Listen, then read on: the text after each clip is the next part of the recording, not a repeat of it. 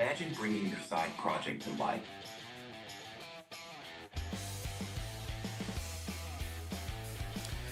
All right, good morning, everyone. Welcome to the pre-market prep. I hope everyone's having an amazing morning. Hopefully, you guys had an incredible day yesterday. Good morning, Peter. How are you doing today? Yeah, I'm great, Carlos. Are you okay? Are you hungover? No, I'm not, man. Not hungover, but I Okay. did have a great time yesterday. It was my mother's birthday, so we were out there hanging out a Oh, little bit okay. later. I But not I didn't hungover. know I'm you had doing a good party. today. It's just the music was really low this morning. I thought maybe you were Oh, nursing a sore head or something. oh, no, no, But no, not today, man. Not I today.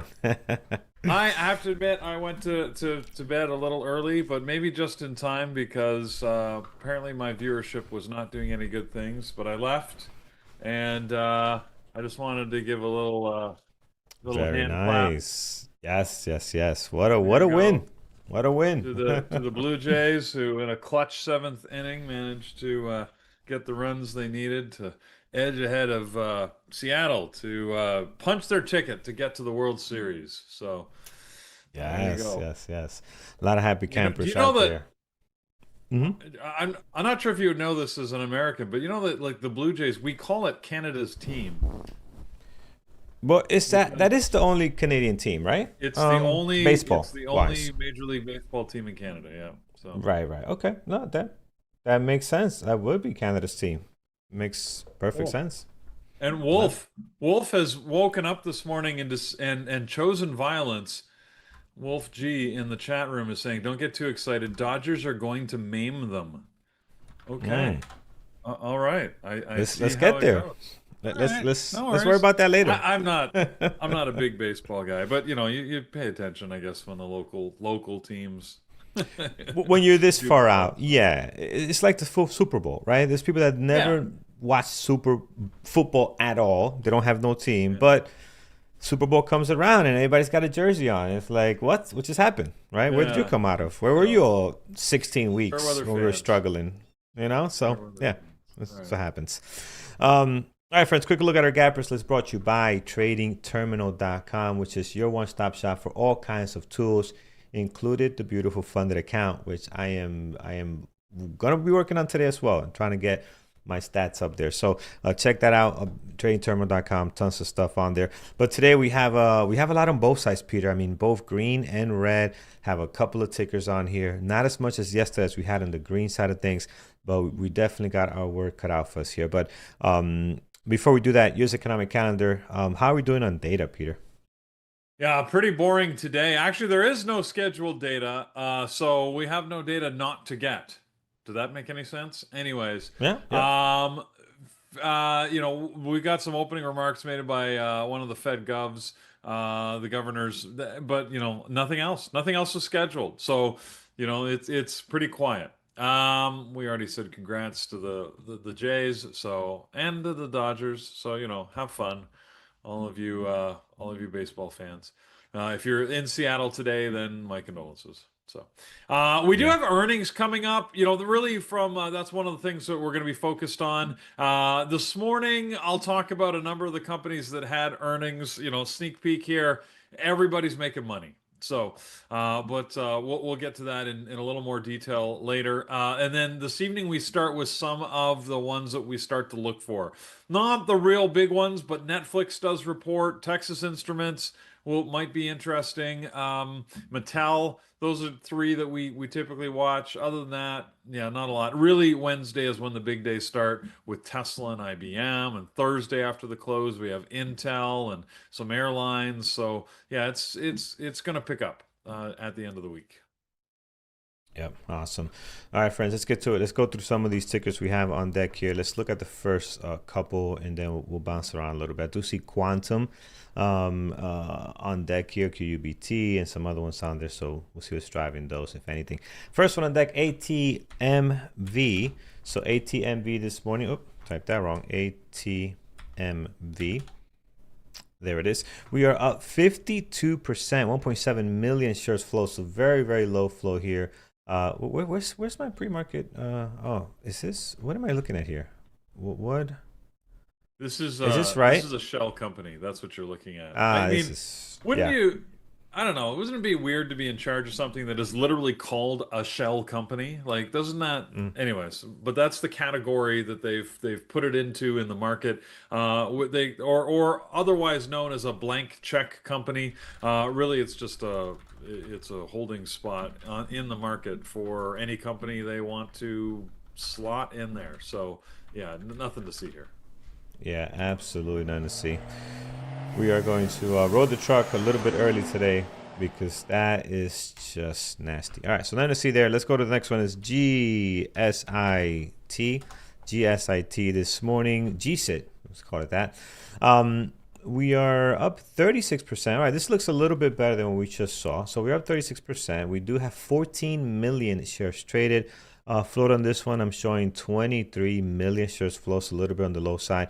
And then on the daily here, you can see just had a good day yesterday, looking to continue today, Peter. So what's the news driving this one? Looks very active this morning. Well, it's very exciting. GSI Technology announced the fact that they've got a paradigm shifting AI chip called an APU, an Associative Processing Unit, which provides high performance compute processing power equivalent to architectures that use GPUs. So their compute in memory system for the APU is going to deliver performance second to none at a much cheaper cost. And if you care about what I said, then go look up GSIT more. There you go. You can tell Uh, I don't care so much. Anyways, yeah, yeah. it's a good news announcement. It just continues this big market focus that we've had forever now. It feels like on AI and AI related technologies. Great volume this morning, I gotta say. I mean, never heard of this before. We've never traded it.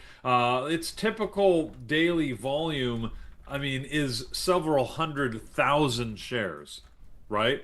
Yesterday, I didn't reach my radar, but we went from several 100,000 shares yesterday to trading 115 million shares. So it's in play. So this is potential if you don't mind the risk. I mean, it is a low float. I see about 21.5 million shares in the float. So yeah, be real careful.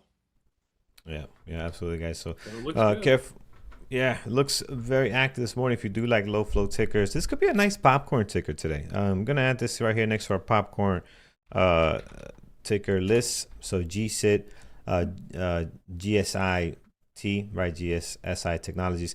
Definitely want to see what happens there as far as entertainment purposes only. So just be very, very careful.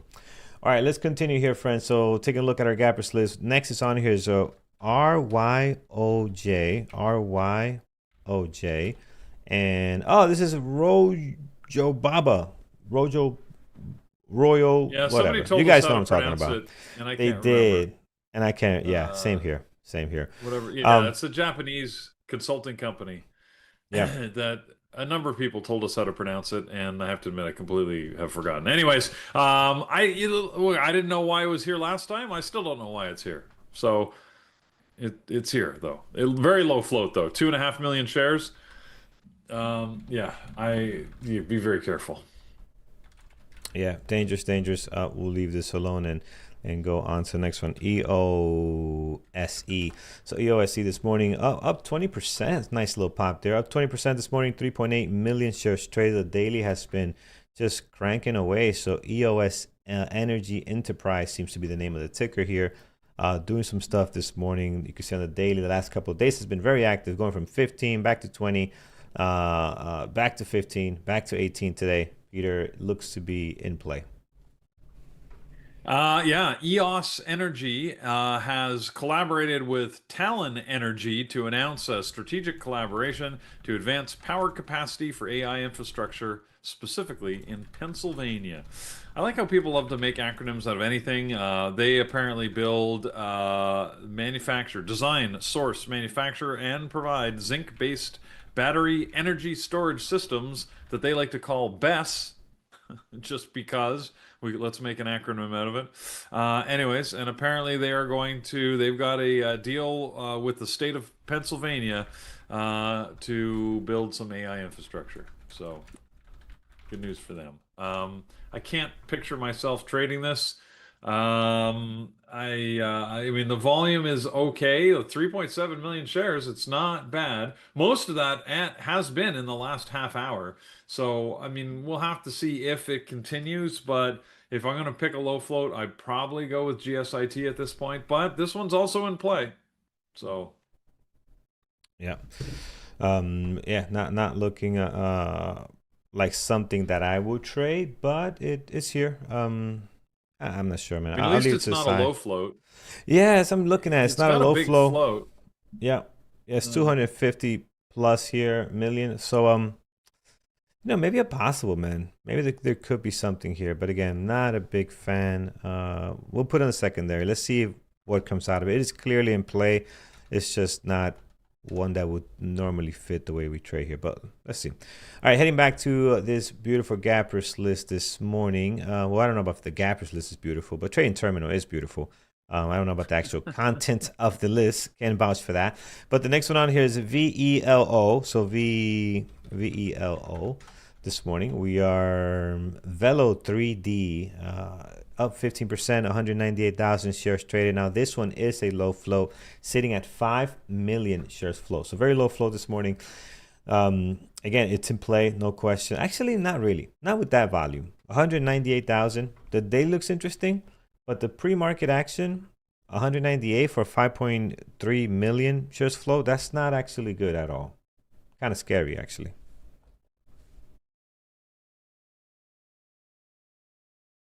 Oh, I said Peter's so scared. I'm on mute. Yeah, he Yeah, didn't want sorry to about talk about it, but you're on mute. Okay. Yeah. They have partnered with a company called iRocket.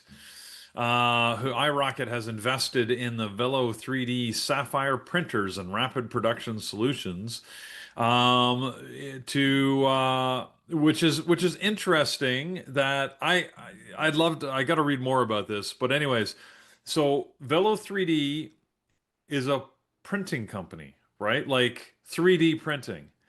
And iRocket is what you might think it is. It's a rocket company, space-bound rocket company, and they've partnered so that Velo 3D Sapphire can 3D print mission-critical parts for their reusable launch vehicles.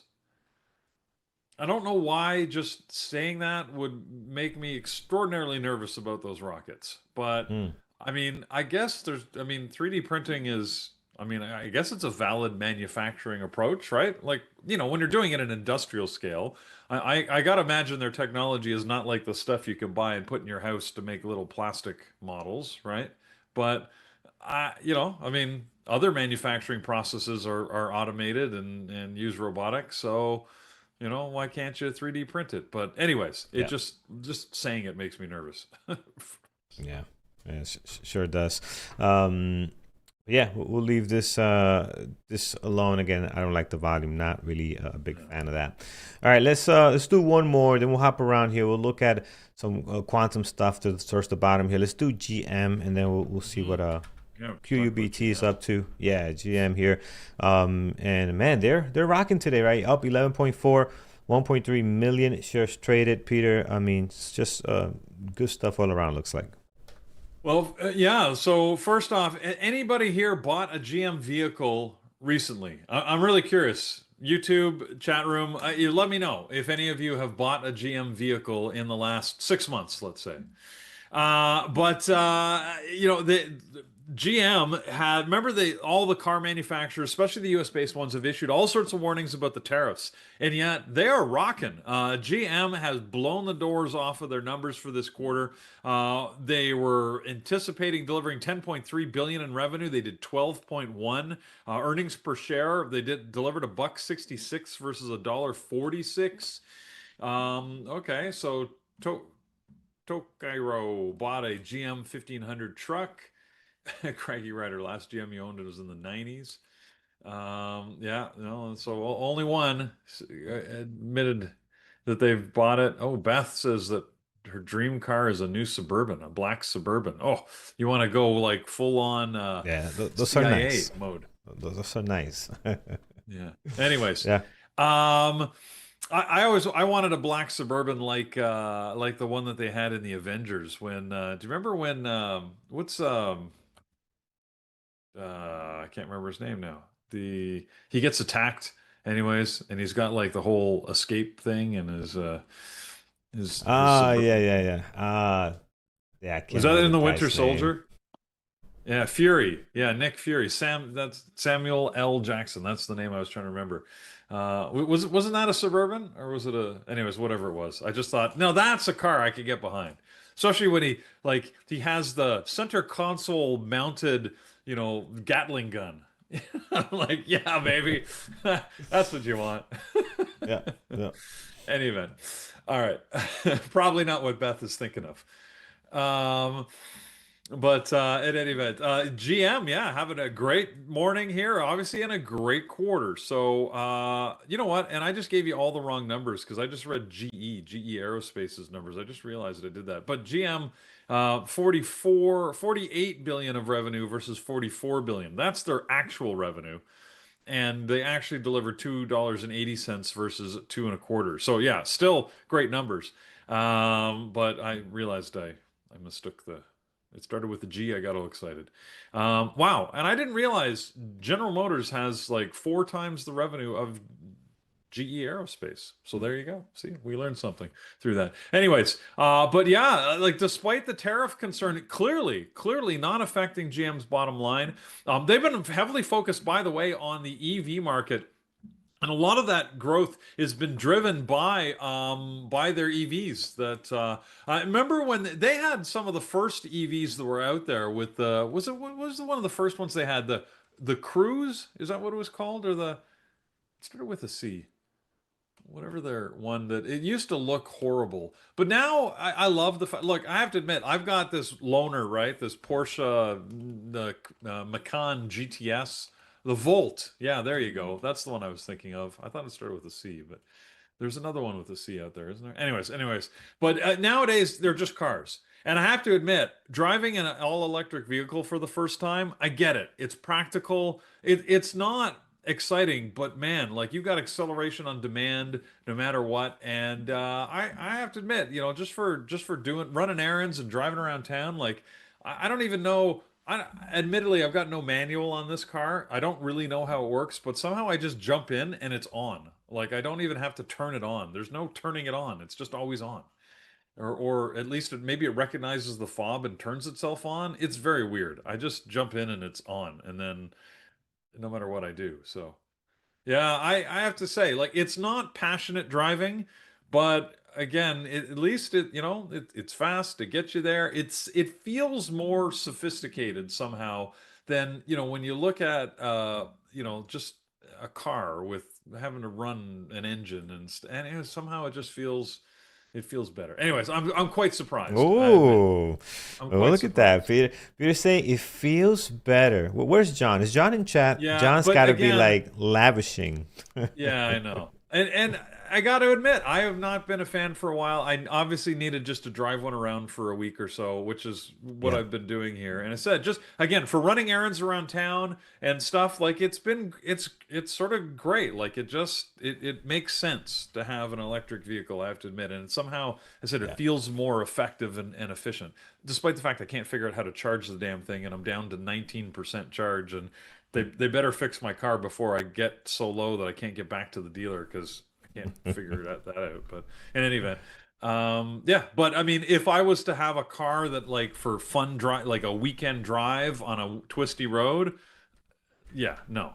You No, want no, to no. feel This the is rumble of the engine in the seat. yeah, yeah. I This want is to a shift great gears. commuter. It's a commuter car. You go to work every day. You want this thing. You never got to stop at a gas station. You charge it at home at night. You want an electric car. If you're commuting every day, 40 miles back and forth, charging is the way to go, man. With self-driving, I don't know why would you Yeah, do anything else, Now, yeah, you're right. You're gonna take yeah, Route 80 and go to the Water Gapway towards PA on, I-80. No, you want something nice so you can push around a little bit and feel the road. Absolutely. All right. But yeah, GM doing pretty good, Peter. Now the question is, are you going to have this one on your list? Yeah, it's a tough question. GM typically hasn't traded all that well. So decent volume, 1.3 million shares, especially for the fact that it's a New York Stock Exchange stock. I think that their earnings are so far beyond what people expected, and this gap is pretty big at 10.6%. That's big for a company the size of GM that typically doesn't move much. I mean, just look at that gap compared to your average daily candle on a daily chart. Like this is way out of range. Is it? And it's are we at all-time highs? I don't we might be. No, we're not quite. No, not quite. 2022, end of 2021, 2022, we Yeah. were higher. So, and that was when we got the whole big car boom Yeah. We're with close. COVID. We're We're close. close. Yeah. Yep. So I think because we're close, that actually makes it even more interesting. So, Carlos, yes, I think it's going to be on my list. Will I trade it? It's unlikely, but I'll keep an eye on it just in case. Yeah. I'm deciding whether, yeah, I want to watch it as well. I think there's a great pre-market activity. Even if it's an overreaction and it wants to sell down, I think there's some opportunities to sell it short here. So I will add it on my, actually, we'll put it on my primary list today. We'll see how that goes. All right, let's look at QUBT. I do see them on here and see what's going on there. And then Peter will go to you to see what you like off this list. But at QUBT this morning, we are, oh, this doesn't look that great, actually. Here's the daily. We had a little bit of drop over the last couple of days. This morning, pre-market, we're up 2.4, 726,000. But there's nothing, I don't see anything great besides the daily off this sell-off of the last couple of days, right? So maybe we're trying to find some kind of support, maybe reaching everywhere we say, hey, here's enough, maybe we can bounce from here. I'm not sure, but other than that, pre-market doesn't look great. Very flat for the most part. Again, yesterday, beautiful sell-off. You can see how beautiful and clean this is here. Wish you were watching that one, but yeah, Peter, I don't see anything great. You? No, the whole sector has gone fairly quiet. You notice we haven't had a lot of news out of the sector in a little while. It feels like everybody's calmed down about it. There was all that excitement, but like we have to keep in mind, even when the talk was happening, some of it actually led by Jensen Huang, the CEO of NVIDIA. But even then, they were saying, look, real quantum utilization, the widespread availability of quantum is going to be, almost a decade away, if not more. So, it makes sense that quantum's just going to, take some breathers for months, if not maybe years at a time. That being said, the stocks still move on occasion. Any given day, you could get some move on quantum. I wouldn't expect, to be able to track it, headline by headline. So it's sort of a hit or miss. And as you can see by this daily chart, this is sort of a good example of how, you get movement, but it's a little erratic, right? Like it's not like quantum is shooting up to the moon like we're getting in some other sectors that are more actively in play, like right now, where people are expecting outcomes. Quantum is like that moonshot thing where look for buying opportunities on stuff you like. You might want to hold some long term. Quantum's going to, I honestly believe quantum at some point is going to revolutionize compute technology, but I don't know when. Yeah. Did you I ran across this video yesterday, just speaking of quantum and computing, Carlos. Like we still use microchip based compute technology, right? That's what we're doing right now. Yeah. And I saw this video. It was an awesome video where they showed what the actual size of a single microchip is, like an actual bit turning 01 chip size. And if you Hmm. understand why it takes so much money to build a fab, you just had to watch this video where they started with like a banana. I don't know why a banana, but and then they went, if you want to understand the size of a single bit turning chip that, of which there's hundreds of millions of them on a typical chip. And then they went down to the size of an ant, and then a hair, and then a spider web, and then like a dust mite, and a single cell organism, and they kept going down to like an atom, and then or anyways, and they just kept going smaller and smaller and smaller, like the nano size of that we're able to create the actual bit that switches zeros to ones was stunning. Like it's I can't remember what it is. It's like it's Yeah. a hundredth of a micron in size. Anyways, you realize the technology that we've created is pretty impressive. Yeah, it really is unbelievable, man. I haven't seen that video, but again, it just goes back to, remember the size of this thing? It was a room. Well, it used to be a size of a Yeah. room with the first computer. I mean, it's just wild how fast technology has evolved, and you can't keep up with it, man. It's unbelievable. The way Yeah. things come out now, just wild. All right, excellent, Peter. As far as this list goes, anything else you like off of this? Well, we From the do have a gap up? couple of the earning stocks that I see on the list. I might have to jump around a little bit. I already mentioned GE, the ticker GE. Remember, GE split up the company a little while ago. So GE is now GE Aerospace. They had earnings. I already gave you the numbers by accident earlier, delivering about over 12 billion of revenue against an expected 10. So they're having a good morning. Not a great trading stock, but another one of these that's gapping more than its typical move. So a little bit interesting. Lockheed Martin, just in that same rough space, also beat their numbers, not by as much. LMT is the ticker on Lockheed Martin. So they had earnings this morning. 3M, another company, MMM, that again typically doesn't trade a lot. I mean, the story is the same for all of them. Beat their numbers, doing pretty good, right? So we have a lot of the aerospace and defense companies. Philip Morris, PM. If you're interested in your cigarettes, it's the one that is gapping down this morning. And again, another relatively poor trader. But if you prefer something on the downside, you might want to look for Philip Morris since everybody else was pretty excited. And last but not least, I mean, there's more at Northrop Grumman, and then there's a whole bunch of Equifax, Halliburton. Again, like I said, a lot of aerospace and defense. But Coca-Cola, that's one that we typically do watch. They had a good quarter, just marginally beating their numbers. 12.46 billion versus 12.43 on revenue, and 82 cents versus 78 in earnings. So it can sometimes trade okay. Coca-Cola, 1.2 million shares this morning. Again, keep in mind a NYSE stock. New York Stock Exchange stocks typically trade lesser volume pre-market. As such, you need to wait for that open. I sort of like the move that it's made here pre-market. You notice it jumped up on earnings. It's held that. If I look at the daily, it's sort of come to the bottom end of a daily range that could give us some upside. I'm not sure that the earnings news was strong enough that we're going to see massive moves higher on this. So there's probably better targets out there, but Coca-Cola's, yeah, I mean, I don't know. It's a risky one. You may waste your time watching it, or you may get some opportunity. But anyways, they reconfirmed their guidance, and they also interestingly announced a $2.6 billion sale of a major stake in Coca-Cola Beverages Africa. So they sold it off to, it looks like a German consortium.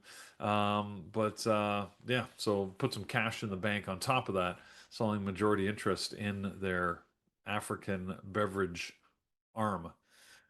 So that's the news on Coke. That's all I've got on earnings, Carlos. Other than that, gap up from our typical stuff that we normally watch. Well, I think Nvidia was, I mean, yesterday was a very interesting trade morning. Unfortunately, I made some mistakes trading in the morning, and that I had to sort of figure out how to recover from. I mostly did, but still ended up with a red day yesterday.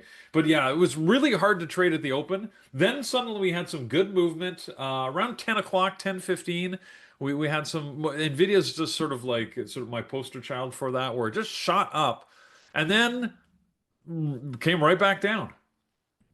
So, there was trading opportunity, but it wasn't easy, right? It's not like it just did something, predictable off the open that you could trade. So I'm thinking, you got to pay attention. Remember, that was all-time high. Was that all? No, it was not all-time high. Not on Nvidia. It was AMD, I think, that was at all-time high yesterday.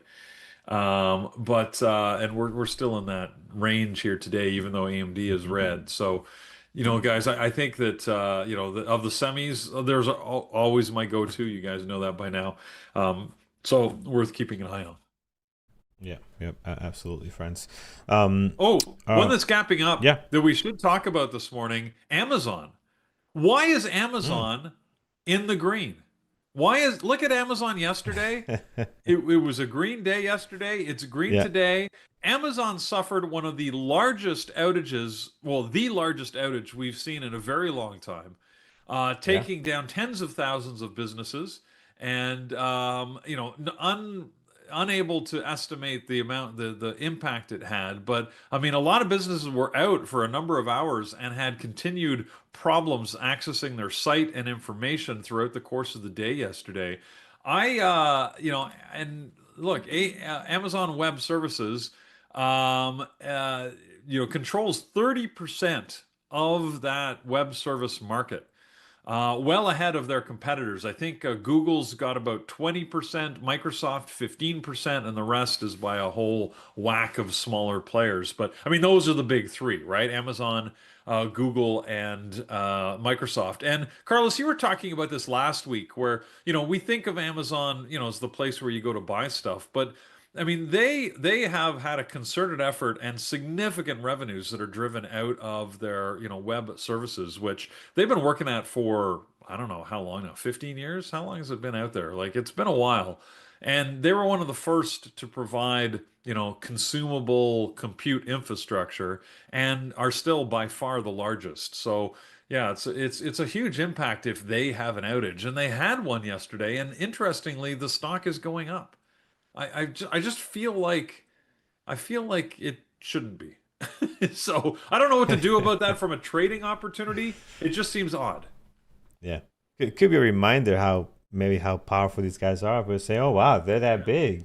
I might as well join the party. Can't beat them, join them. I don't know. You're right. It's very strange. You have an outage like that for what's 18 hours or something. Yeah, it was a big one. Yeah, yep, it's a big one for sure. But yeah, they're moving higher here. They're up almost 1%, 611,000 shares traded. Amazon is one that I normally don't watch and trade, but it'll be interesting to see today how it does after moving the way it is, knowing that these issues are behind them. So gonna add them to the list here on a secondary list at least, and we'll keep an eye on it. All right, let's go over to what's gapping down, friends. We got a bunch on here as well. Not all that look great. I see some of our rare minerals type companies are sitting here. USAR, UAME. And some more on deck this morning. But let's start with the top three or so here. CDE is one. Coral mining. How do you say that? Coral mining. Beats me. But yeah. Well, Yeah, I mean, I don't know. This is a U.S. company, but that is literally the word for heart in French. Coeur. Oh, it is. Okay. There you go. Yeah. So there it is. They're We can call them down heart 10%. mining if you prefer. Heart mining. I like that better. I could say that. Heart mining down 10% this morning. 500,000 shares traded. Daily has been doing pretty well all of the last couple of months, and since August you had this nice run. Really has been just going northeast here, friends, right? Yeah, Peter, you know that. So you know that you can always go west, and just keep going west and east and east and east, but you can't keep going north, right? Correct. It stops. I never thought about that. This somehow came into conversation yesterday, and I don't know how we got there. And it's just like, oh, yeah, you just can't keep going north. There is an end to north and south. So it's just very weird. Well, that's like the old brain teaser where you say, so Peter walks 1 kilometer, or we'll do it for our American friends, 1 mile south, 1 mile east, 1 mile north, and ends up where he started. Where am I? Right? So the only place you could do that is at the North Pole. Oh, yes. Yeah. Makes perfect sense. Perfect sense. All right, there it is, friends. There you go. So but this brings in the big story on the downside today, guys. Gold and silver prices down heavy this morning. It's been on an absolute tear. Now, when I say heavy, I mean we're down about 4% on gold prices. Silver's down about 5%. This is after having, gone up just an insane amount. So, I mean, we're not, let's calm down. It's not, the world is not ending. Gold prices are not, you don't have to sell your gold and buy crypto. Just keep it in perspective. We're basically back to the same prices that we had on Wednesday of last week. So it's it's all good. But yeah, gold and silver prices down pretty heavy this morning. So I'm not surprised. We're going to see some of these, this Coeur Mining is a gold mining company, so we're going to see a bunch of them on the gap down list today. Yeah, I And actually and we have go to ahead. give Jared, of course, a full shout out because he called this. He called this last Friday, Thursday, Friday. He was absolutely right. It dropped yesterday. It sort of it tried with a lot that last gasp, right? Move higher maybe, and it's gapping down here again. So the short play has been certainly more lucrative in the last couple of days. So we'll see how long it lasts for. I mean, gold prices. It feels like they have to come down, but always be careful. As soon as you say, "Well, it can't go any higher," that's usually when, a stock says, "Hold my beer." So, 100%. 100%. All right, so we got a few of these like AG, right? Some of these silver metals and gold metal type companies dropping today. So again, I don't like to day trade them. I don't think they day trade very well. So I'm gonna keep this one off my list. But if you do like them, they're in play today. SBSW, I think is another South South American company. I know it's another mining company as well. SBSW. I forget what where yeah. it's from. But another one that's down today. Again, a lot of these not trading or South Africa, South Peter. African, yeah. Oh, okay, there Yeah, it is. Yeah, I knew it was Sibanye something south. Stillwater. Hmm. This is they do a lot of precious metals, but that's just because of the nature of their mines. Typically, I mean, like I know, typically when you're mining, you just run across a lot of precious metals, and if you have the equipment, you can mine for it. One of my big clients I used to work at some copper mines, and when they were Hmm. mining for copper, they would just run across gold, platinum, all these other metals that they're like, So we found, last month we mined whatever it was, like half a ton of gold. Sort of by accident. We're really looking for copper, but we ran across the gold while we were there. So you gotta love Well, a mining operation. We're like, yeah, that's a you know, that's a good we problem got to all this have. platinum. Yeah. Anyways. There it is. All right, friends. Again, so the gap down list made up of a lot of these type of tickers. I mean, I don't like to day trade them. I'd rather watch my usual suspects, POTRs, Nvidias, Apple, all that good stuff. Peter, we'll go straight to you, man. Do you like any of these today for your list? No, not really. I mean, there's some, earnings related ones that are on there. I already mentioned Philip Morris, which is gapping down, which is somewhere there on the list. I said a lot of the mining stocks are there. My good buddy Joby is on the list, I noticed. Which is I mean it doesn't I couldn't really find any news on it, but I always take note when my our EV companies jump up there. They're starting to suggest that maybe these companies, it's Archer Aviation and Joby, is it a bubble? Well, I mean they were sort of bubbly, frothy up here at the top for the last most of this year. I don't know. Probably nothing to see there, nothing to trade. Gapping down, Tesla is gapping down. Keep in mind, Tesla, we're looking forward to their earnings coming up at the close of the markets tomorrow. So you never know with Tesla. Usually I expect offerings to be fairly quiet heading into their earnings, but Tesla doesn't always play by the rules. So we might get some movement in Tesla. It had sort of a very choppy day by my trading, you know, standards yesterday. So not an easy stock to trade. But it's in a pretty frothy area too. I think this whole 425 to 450 price zone means that there's a lot of movement to be had. Again, it can have a day where it doesn't look like on a daily chart it's moving much and still make a $20 move. So just keep that in mind. So yeah, Yeah, Tesla stays on the list. yeah. Apple was another one that is gapping down here this morning, just marginally, Carlos, but had a great day yesterday. I know that Andrew traded this yesterday with great effect, as he almost always does. And we were talking about the news yesterday with their iPhone 17 sales showing a lot more traction than had anticipated. Remember when it came out, everybody was like, pre-sales are down, it's not selling well. And then I guess they got some traction with the new features and the functionality that they have in this in the iPhone, which is interesting that, again, all I'm seeing are Google ads for the Google Pixel, where they're clearly taking like pot shots at Apple every chance they get, and they're quite creative ads. I like they keep comparing their phone, or they're showing people using like that vanilla ice cream cone that they're pretending there's a phone, right, holding it to their ear. Yes. Get Yes. the Yes. ads, and you know who they're talking about. Come on, Of like course. it's not that Yeah. thinly veiled, but I find it fascinating that, and they're pointing out good features, and I like their talking points. One of my favorite ads I keep talking about is the fact that they have this ad and they said, hey, if a friend texts you to ask you where the event is tonight, and on your phone, and you need to go into your phone to find the data, shouldn't the first person to answer be your phone? And they sort of show how Google will sort of take the text, interpret it, go find the information in your calendar, and automatically populate the text message for you. So all I have to do is hit send, and I'm like, hey, that makes sense. Why does Yeah. just do the work. Yeah.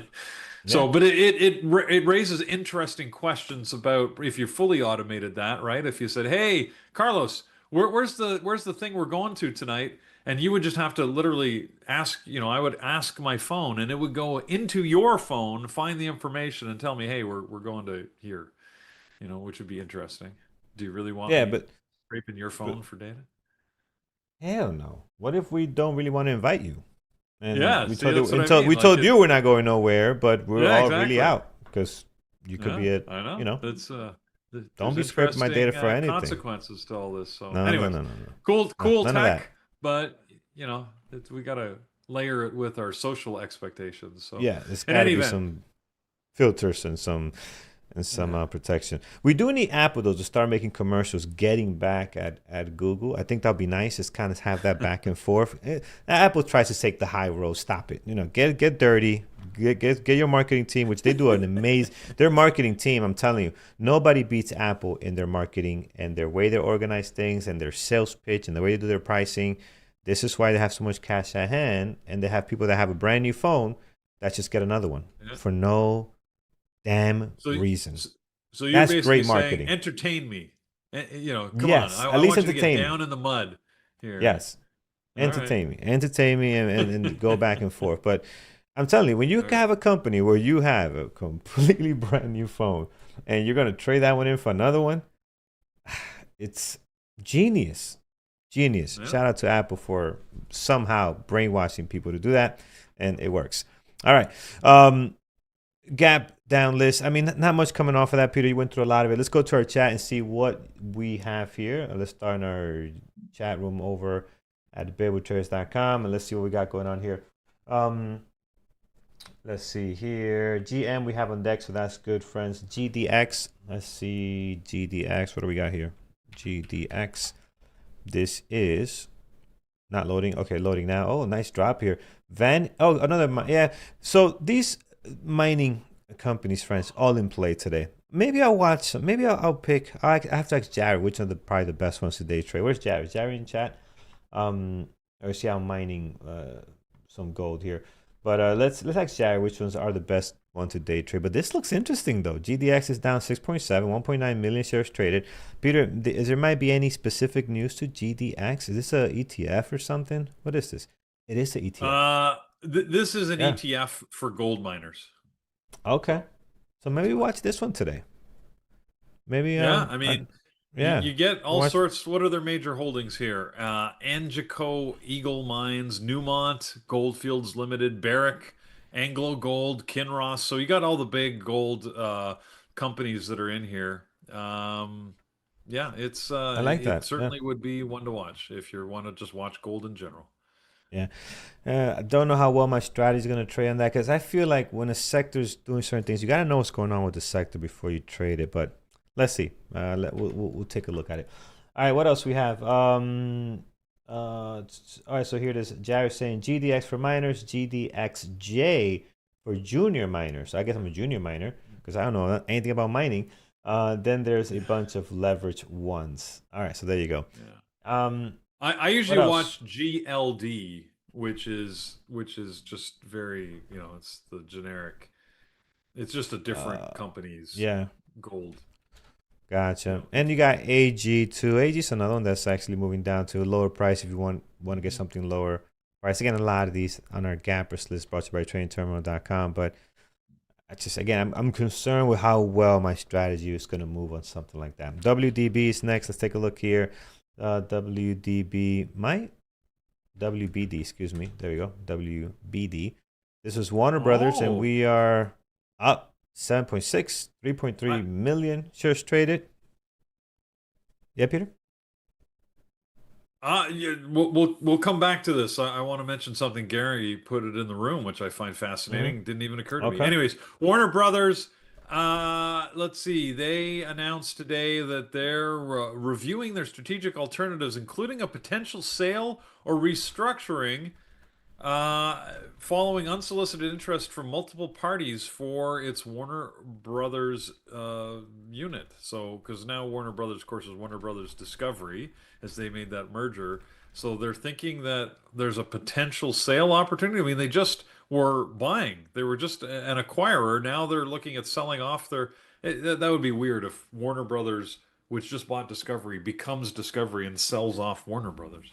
But anyways, Mm. um, so yeah, I guess the That's market likes that news. I mean, I guess if there's competitive unsolicited bids, that means people are seeing value in the company and they want to either take it private or just, get a big piece of it. So mm. so that's good news. Probably, tradable. I think we got better stuff today. I think so too. I want to see where this ends. I'm gonna put in a secondary just to watch, but I don't think that's gonna be the best trader for me.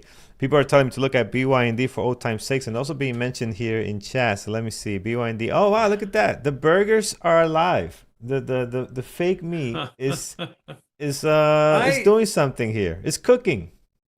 yeah, I we gave up watching this a long time ago. I mean, Carlos, we were watching this a long time ago. Like we're talking 5, 6 years ago, right? Like that's when I I don't know. Maybe not. Maybe it was only 4 years ago. But I mean, it was when I wasn't doing the show with you. No, no, it was this gentleman. It Every time I see this picture, I think of this right here. It just brings there me you back to go. this picture. It's a good buddy Norm, Yeah, which we still keep in contact with. He's doing well. Look at that. How can you not yeah, love that picture? Beyond the meat. But yeah, what's going on, man? yeah. They're doing something. I I still every time I see the Beyond, admittedly they're fresh burgers and like their sausages in the grocery store, they look absolutely repulsive. I gotta say. Mm. So, Ugh. Yeah. anyways, I mean, I'm not sure why it seems so much more disgusting. I mean, we have extruded meat products all over the place, but why does extruded artificial meat products just look so gross? Certainly they could do a little bit better. Yeah. I'm gonna put BYND on the popcorn list here. It'll be fun to watch. How tradable it is, who knows? But we have 219 million shares See, traded. this is So why not? this is Megan jumping in. She's like, you know what looks more repulsive? A dead bloody animal. So, you know what? I mean, but they're tasty. Uh, And there's a great scene from the yeah what was I can't remember the name of the show. Yellowstone? Was that what it's called? No, what was Y- the big one with Costner where he was the cowboy? yeah, I think it's And Yellowstone. when he confront is it was Yellowstone? Yeah. When he Yeah. confronts anyways the girl that ends up becoming his girlfriend, but who was like put in a protest for to be vegetarian, and she was doing it on like, save the environment, because of course he's a big cattle rancher. But he goes on this rant, which I'd never thought of before, when he's like, do you know how much acreage of land you need to till for your crop of soybeans that you love so much? And when you go and till the land to get it ready for soybeans, you kill every worm, every vole, every muskrat, everything that lived on that land. You kill them all. So don't go telling me that you're saving the animals by planting all of these crops. And I thought I don't know the relative weight of that, but it was an interesting perspective. So Yeah. Megan's ready to fight. I'm creating all sorts of people. You want to fight me on the Dodgers? People want to fight me on vegetarianism. Anyways, I'm not trying to beat up on it in general. It makes a lot of sense in a lot of cases. I'm just saying beyond the meats products specifically, don't do a lot of favors in my mind to the vegetarian movement. Yeah. I got a lot of veggie burgers that I have here that I like, just not those ones. Yeah. Anyways, Yeah. I didn't mean to create a whole thing, but anyways, you guys brought up Beyond Meat, so I remember that scene from The Office. I just finished watching The Office, and that was very funny. Yeah. Forced him to Yeah. eat broccoli. Anyways, yeah, yeah. The gold thing. I wanted to come back to that really briefly. Yes. Gary Yes. mentioned something interesting. He said very interesting. The gold prices have dropped heavily the day after sort of Diwali ended, where Indians typically during Diwali buy a lot of gold. Is that related? I don't know, Hmm. but didn't even occur to me. I didn't know that, but I mean, it could make sense, right?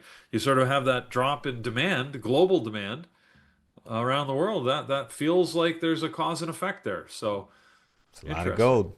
A lot of gold they're Yeah, buying then because yeah, to yeah. get everybody in So on the bagging wagons, pretty cool. Pretty cool. yeah. Um all right, friends, So we'll anyways, stop here. Let's get to our community events announcement. So far for me, Apple, GM, Tesla, GDX. I'm sure we'll look at NVIDIA, some other ones that are going to be in play today.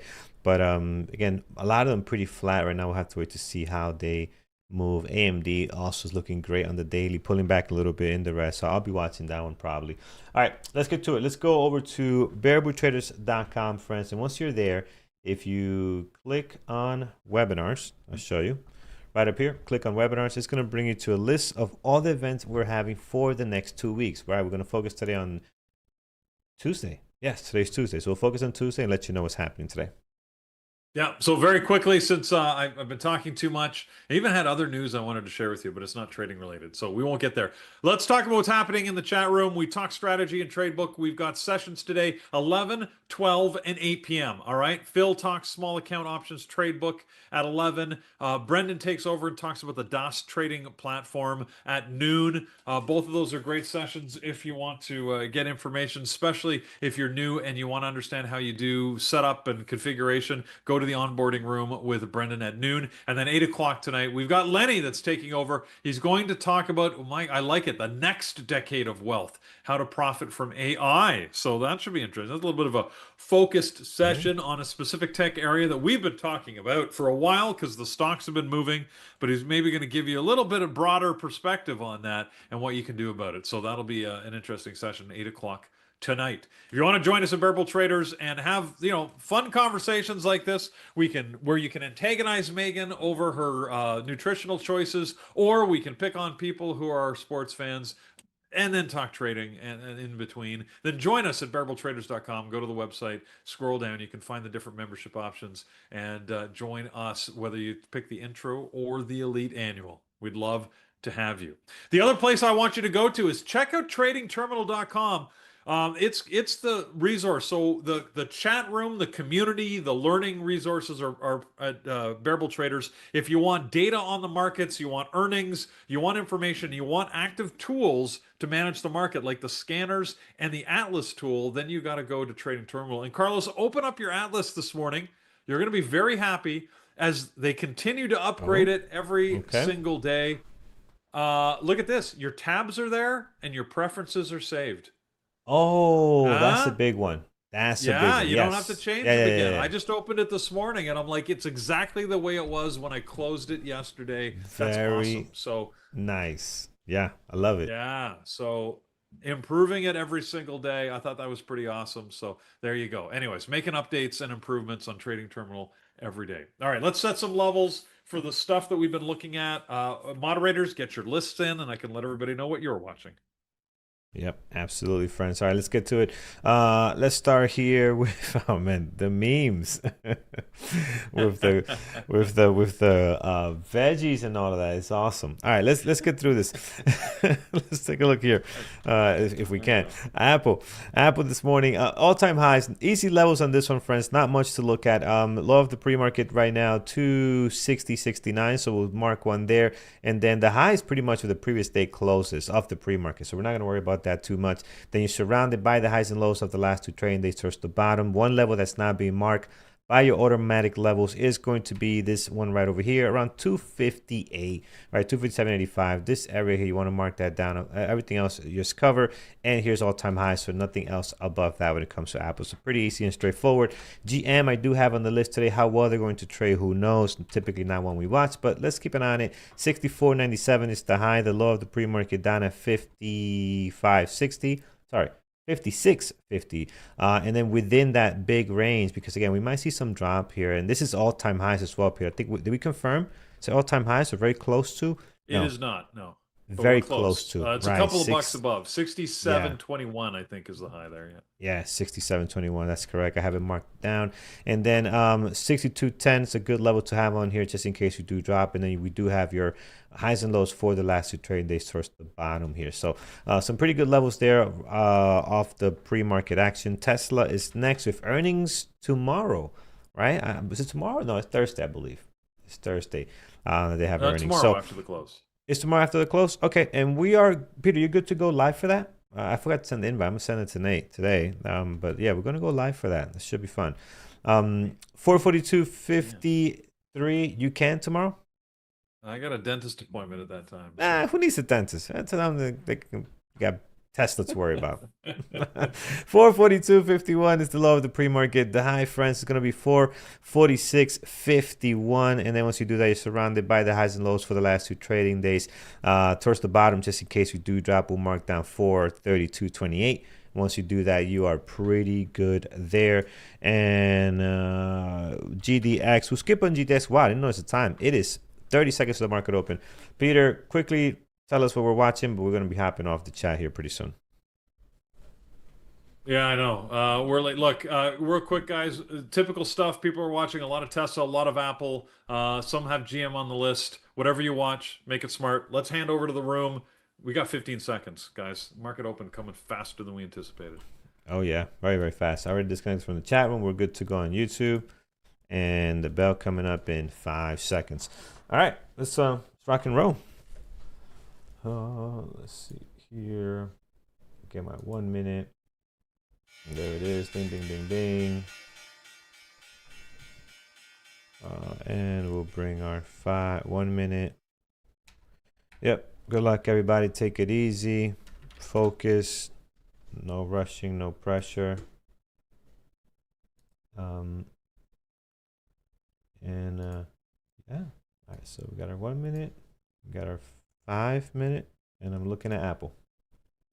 All right. As usual, guys, I don't trade. I don't trade prior to 3 minutes unless I see some kind of 1 minute engulfing pattern. Wow, look at Apple just rock here, friends. What a move. Look at that. Nice, nice, nice. Very nice. Okay.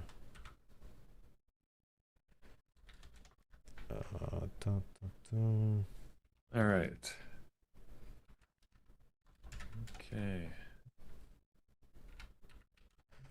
I'm gonna add AMD. Wow, Apple is on a tear.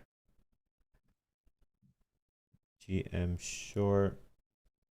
I like that short. Yeah. So White Cat Labs when GM short. Yeah, I like that short there, man.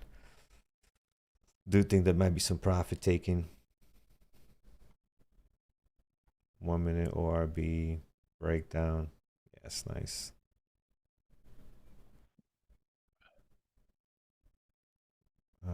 GM, Tesla. Got my Atlas as well, and got my trading terminal funded account. Awesome. Wow.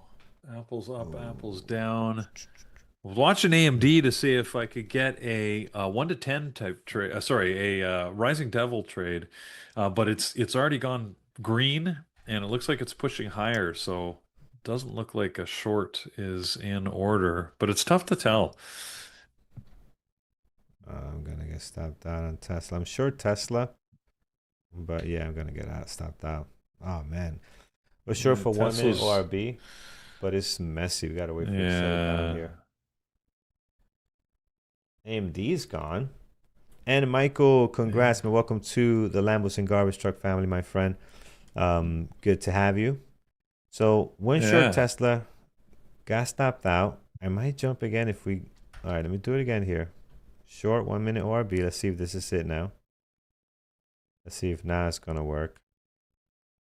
Okay, it's Wow, trying. look at all the orders at two 241. Uh, Yeah.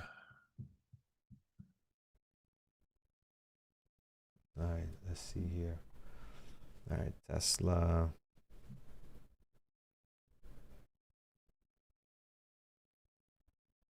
Love it below the VIA, but we're struggling to sell off. Um, God, it's very mixed picture out here, isn't it? What the heck?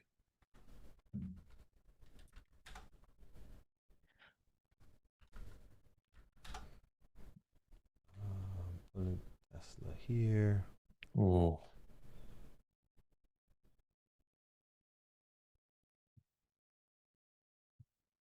All right, so short Tesla again, friends. Yeah,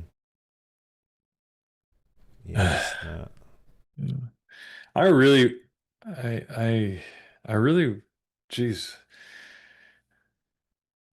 AMD is very confusing this morning. I Yeah. just, I see so much push down here. I really want to go short AMD, but then there's these orders to the top side that Mm. it keeps going to try and take out. It took out 241. We've got 241.20, and then it'll just drop like 60, 80 cents in a heartbeat. All right, let's see. All right, so I'm short Tesla. I'm also short on my funded account. So when short on I took the same trade on the funded account. Why not? If I trust it enough for my Mm. my IB account, why not on the For funded your account as well? So for your live account? yeah, if I trust it there, Uh, I did it on my funded account as well. So I'm short there also. Let's yeah, it's see. Let's odd that you see. would protect your funded account more than your real money. Mm. No, I'm short on both. Okay. Yeah, Yeah. but just in general. Oh yeah, because I didn't take the first trade on there. Yesterday. Oh, see, there's Oh the yes, drop on yeah. AMD. Uh, See, that's not. Come on. I just couldn't pull the trigger with those topside orders on AMD. It's very Yeah, wow, and it came right back. It came right Tesla back. What the is heck is going on this struggling. morning? Yeah, 446. I'll bail on Tesla. It's like it wants to, but man, keeps coming back above the VWAP. I don't like that. Hmm. Let's see here. Come on, just sell off. What are you waiting for?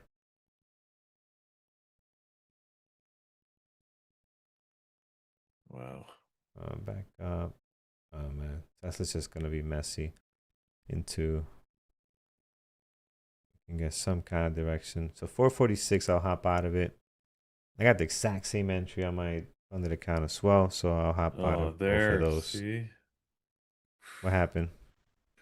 Oh Sold no, just off? AMD. No, AMD popped higher, Oh. and I guess I'm glad I stayed out of it in the end. I just that's what I was seeing, right? Like it looked like it wanted to Mm-hmm. go short, but the orders were stacked to the top side. And whenever you get that conflict, that's usually when I've learned you just step back. I clearly can't Yeah. see what's going to happen, and it could go either way. Yeah. Tesla sort of feels the same, right? Where it looks Yeah, weak, it's but messy there's though, some man. orders up at yeah, there's these 450 orders that people are just not letting go of, but there's not much Yeah. in between. Like I just don't see the order book looks pretty empty between, well, other than that 450 price.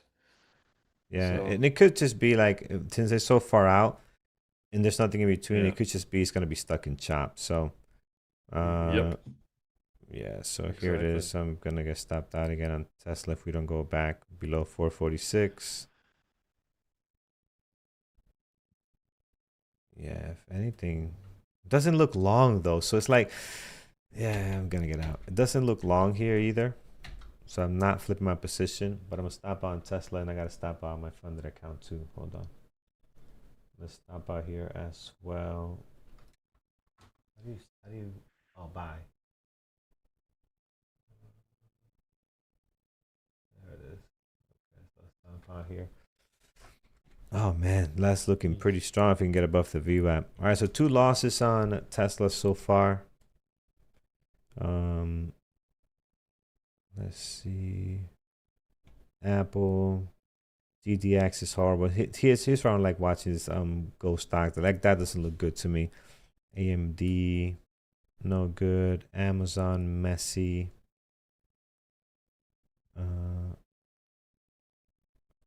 Man, it's pretty bad out there. What are you guys looking at? Anything good? I mean, Apple? Apple made a good move higher. Yeah, it's gone from me now though. Um, I mean, AMD are we at new all-time high? Not quite. We're getting there though. Yesterday's all-time high was, well, the all-time high that was set yesterday, 242.88. mm-hmm. So, got to keep that in mind, right? Somebody's stuck up there. Let's look at our secondary list. EOSE. Oh, that looks like a drop. Oh man, that looks like it's going to go further down. That's a 5-minute RB breakdown. Don't EOS EOS EOSE? Is that the one you're looking EOSE. at? Yeah, yeah. Yeah. Yeah.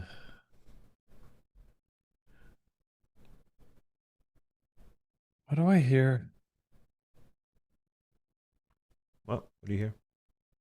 Uh, I'm hearing like some whistling sound in our feed. I'm trying to figure out what it is. Hmm. If it's coming What's from that? my machine or if it's coming through the feed. I don't know. I hear some birds chirping away, but I don't hear anything else. Yeah, I hear them. No, I'm hearing it in my headphones because whenever I hit mute, I don't hear it anymore. So I know it's coming from the headphones. Maybe my It's coming from headphones are the just feed. acting weird. Yeah. Let me hit mute, see if it's me.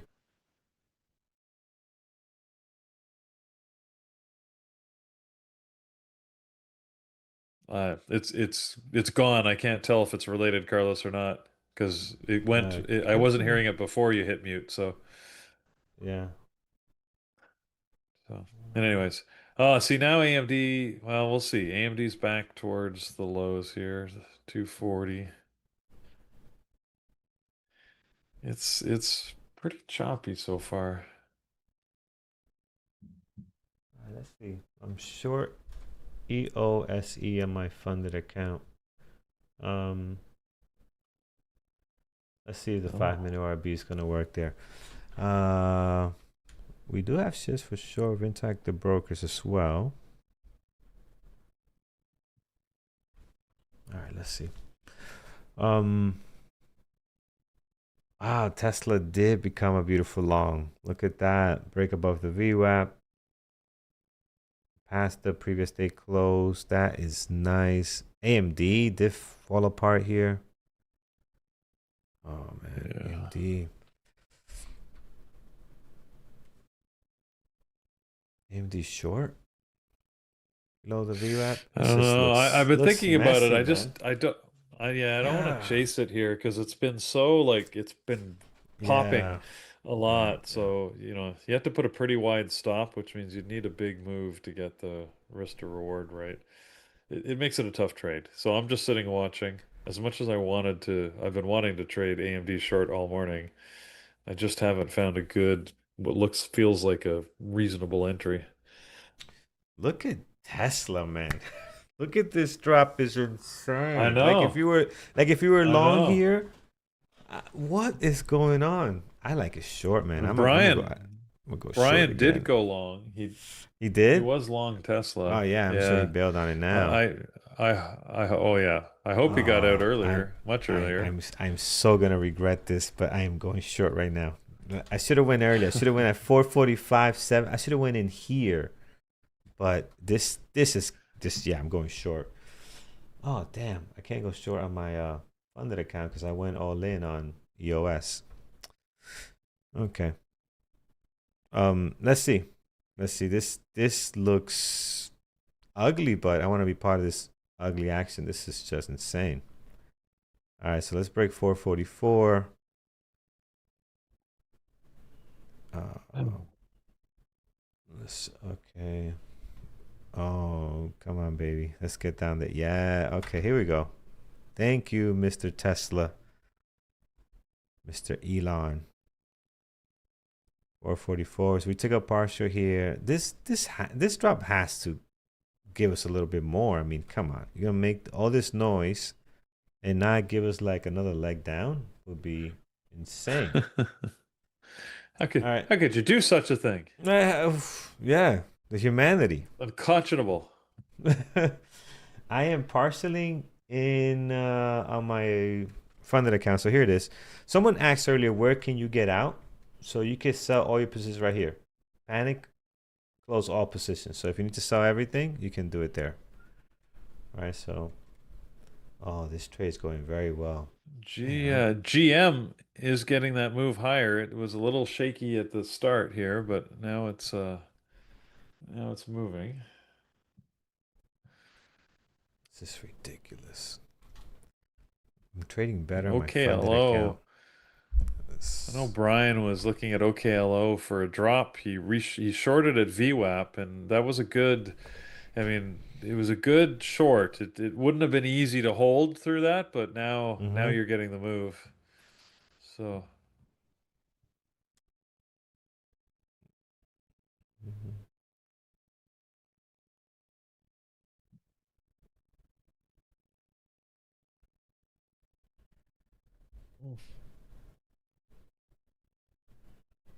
All right, all right. So here it is. Tesla coming back to our break even.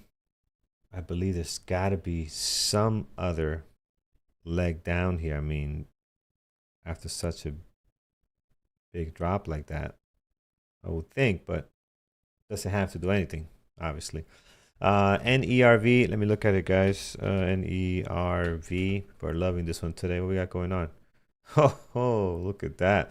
Minerva Neuroscience. This morning was at 225, popped up in the pre-market to 7, and now rocking to $10. So if you like this one, you're definitely enjoying that move. Again, can't join it now for me personally. But yeah, it is rocking, guys. HEM, you're in it. You're in it this morning. Sahir, you like Tesla long? Wait till I get out of it, man. Wait till I get out. Let me every yeah. every Wait till I day get out. there's somewhere there's a biotech or one of these types of companies that are up, 200-300%, like almost every day. Yeah, yeah. So there's always opportunity for those if you don't mind the risk and if you're willing to Yep. trade them. It's high risk, high reward type stuff. So Nice. Hem is in it. Oh, beautiful Tesla. Come on, there it is. Okay, you could go long now. Go long if you want. Got my 3 partials in at 443. You want to go long? It's your fair game. Fair game. I am. Wow. Very nice. wow, that was like a tough trade though, Carlos, as you Yeah, it was pointed a. out. Yeah, it was more like a scalp too. Like I didn't get in where I wanted to. Right. Um, and there was no strategy besides let's see if we can take the momentum lower, right? So this is not like a VWAP breakdown. Don't confuse for a VWAP breakdown. It's not. We did not get our signal here. This is just more like, hey, we got a big drop coming. Let's see if we could break the low of the day and see if this momentum can drive it lower. But this is not a strategy that I normally will trade. And I will quickly jump out of this if we start seeing some strength on Tesla. I'm gonna take another partial, friends. Got a question Yep. here on trading terminal, and I struggle to get the Mm-hmm. new here, but I gotta log out, I think. Let me log out. How to join trading terminal with 3 months funded account? Did someone mention? Yes, MVP. That is correct. $99. The minute you join, you're gonna have access to the funded account. I'm trading in there now. Actually, I'm my Does it? EOSE trade. Did you get the funded account as part of Yeah, trading terminal now? yeah. I don't Okay. think that's Okay. changed. It will change, but I don't think it's changed yet. So,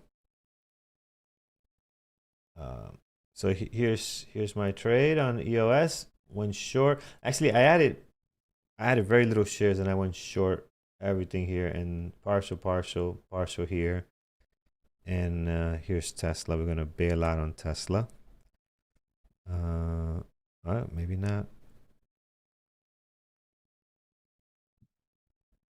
So I think we're gonna go green on our funded account.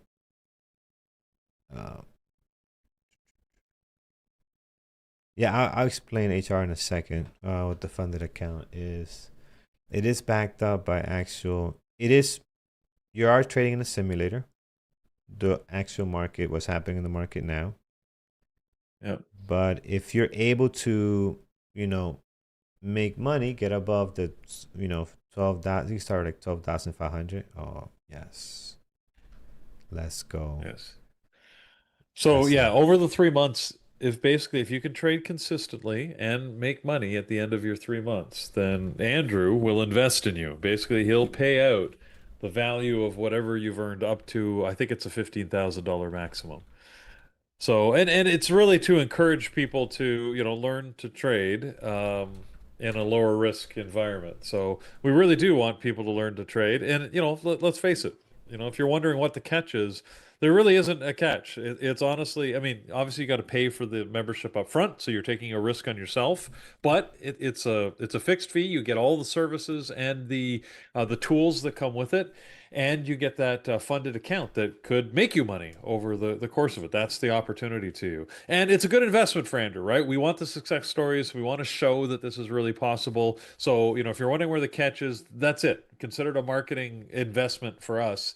But Andrew's been doing this for a while and with no real return because he really wants to show people that have had good success and demonstrate that trading is possible. You don't have to believe us. We're just traders too, who have joined this community and loved it so much that we want to give back. So Carlos and I are basically well-meaning volunteers here, working with the community. Um, and hey, we've had live events where we've brought the people on stage. There's real people who've gotten real checks, and the big check thing, and so I love the I've big met check. them. I love the big check. I know. I mean, that's not really how they get their money. I do want to see somebody one day go with one of Walk those to the bank. silly big Yes. check, walk to the bank, exactly, and try and push that through over the counter and say, "I'd like to cash this, please." I would love that.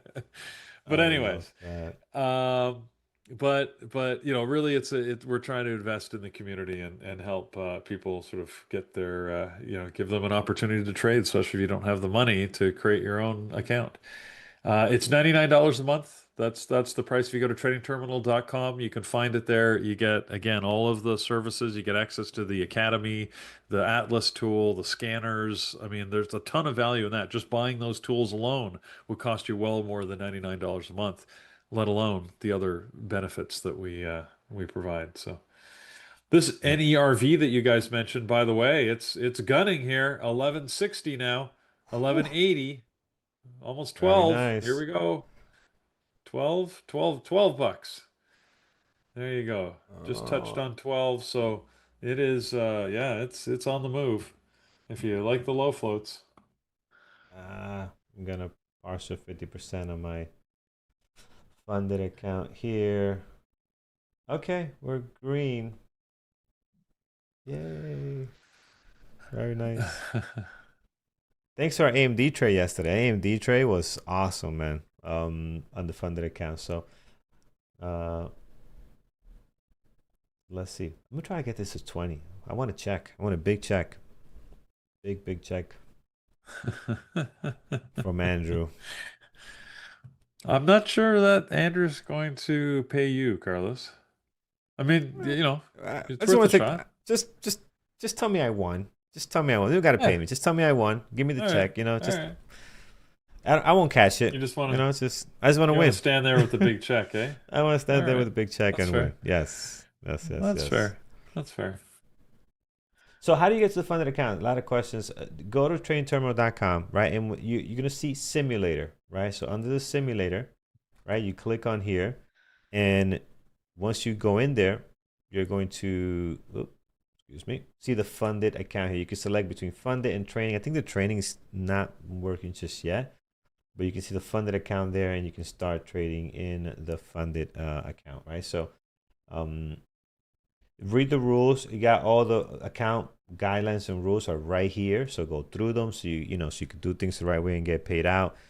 It basically protects people from not going all in on a penny stock, making $30,000 and then not ever trading for the next 90 days, right? You can't do that. You got to actually trade. I want to say I think the rules say every day, and if you miss a day because you're sick but you are consistent, you either review it. It's okay, but you have to trade a lot more than just a couple of times, right? So read the rules. You don't want to get to the end of your 90 days and not be eligible to get the payout. But look, guys, we're green. We're down like 1,200 yesterday just because I entered a trade. It's just like Peter did. Peter is down like $50 because he didn't even know about it. I entered a trade and forgot about it, but yesterday we started trading it actually more serious, and we started trading it with like actual strategies, right? Like today was a 5-minute RB breakdown on EOSE and partial, and then we still have half of, a little bit less than half of what we took here. And on a more serious note, I am short on Tesla still, which is struggling to head lower. And if it does, I might have to bail here because I think it might just stop us out if it takes too long. Amazon turned out really nice actually. Nice breakout there. Amazon turned out pretty good. GDX and a lot of these other gold coins. GDX was a good short eventually. GM actually did not end up selling off. Broke above the VWAP and went back towards the 64, trying to get higher to his all-time highs. Ooh, Apple selling off below the VWAP here, friends. Yeah. Look at that. The market moving down pretty heavy right now. Yep. Let's see. Come on, Tesla. Move down with the market. Be nice to us. Let's break that 442.51. Yeah, Tesla. I just went we're playing around in the funded account here. Yeah. Myself. Seeing if we can get Tesla to move lower. Let's see. It's just look at that. Selling here on AMD. Darn it. I should have been short AMD. That's what I should have done. That's a big drop. This should help Tesla go lower, man. Apple's selling off. Tesla, what's Tesla? AMD what's selling Tesla? off. Oh, whoa, there you go. Come on, just there it is. Drop. Anyone in the community know about the MAC? I don't use MACD indicators. And Peter, do we have anybody that uses the MACD indicators? I'm sure somebody does. I can't say that I do, but yeah, from the moderators, I don't know who does. But I'm sure someone in the community absolutely does. I mean, it's a pretty popular indicator. So I got to be more risky with my account, with my funded account. I got to live on the edge a little more. Why did I get out half off here and now look at this?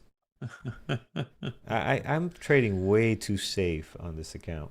Um, let's take 25% off here because we're up 300. So let's do that. There it is. The partial 25%. And our goal is in 90 days is to make 20 grand. Get a check. We're going to make it happen. And trading good, trading actual trades. We're not just going to be gambling. I'm going to try to, every trade is going to be a setup. What did I just do? Oh, Partial, Peter. Partial and Tesla. yeah. I accidentally added to Tesla, but it worked out. So Okay. yeah. All right. So I've got my account too, my funded account here and back into the green. Nice. So I didn't even know. I still have no idea what it was I traded that got me in the red in the first place. But yeah, I'm just having. I was fun down here. like 1,400, 200 or something. But again, I think I left it open, wow. showing somebody I left it open and we forgot about it. At the end of the day, they do close out your positions because it can only be day trades. But we have recovered, and we're up $85. I can't wait till they put in the ability to set range orders. Yes. That's coming. That's coming because Yep. then I could just set it and forget it, right? We could just Right. let the account go, set up a couple orders, you know. They do have alerts are not working yet, so that's coming. So yeah, you could tell that this is being worked on. And part of the, like you mentioned, Peter, what's in it for Andrew? You guys are testers as well, right? This is Right. still somewhat beta. So you're testing and finding issues and reporting, and that helps us make it better. So here, for example, like alerts is still not working, right? So, but the button is there. It's getting ready to set up. Close everything. I saw, if you click here, I did see stop loss orders. I don't know how to use it in this situation. Stop loss, break even. Well, let me hit stop loss or break even. See what happens. Yeah. Oh, look at that. I do have a stop loss that. Oh, wait, where's my break even? Why is it way down there? Yeah, I'm not gonna mess with that. Oh, because I added. Oh, that's right. I Oh. forgot. Oh, So interesting. did it do your actual average though? It did? Yeah. Yeah. Okay, good. Yeah. It seems to have put a stop loss at break even, so that's cool. We're not playing around, I'm gonna guys. try some of these hotkeys. Like there's a hotkey to partial. You can partial 10, 25, 50, Yep. 75%. I'll try a partial 50%. See what it Yep. does. I'm See if partially 50% right now partial on it because 50%.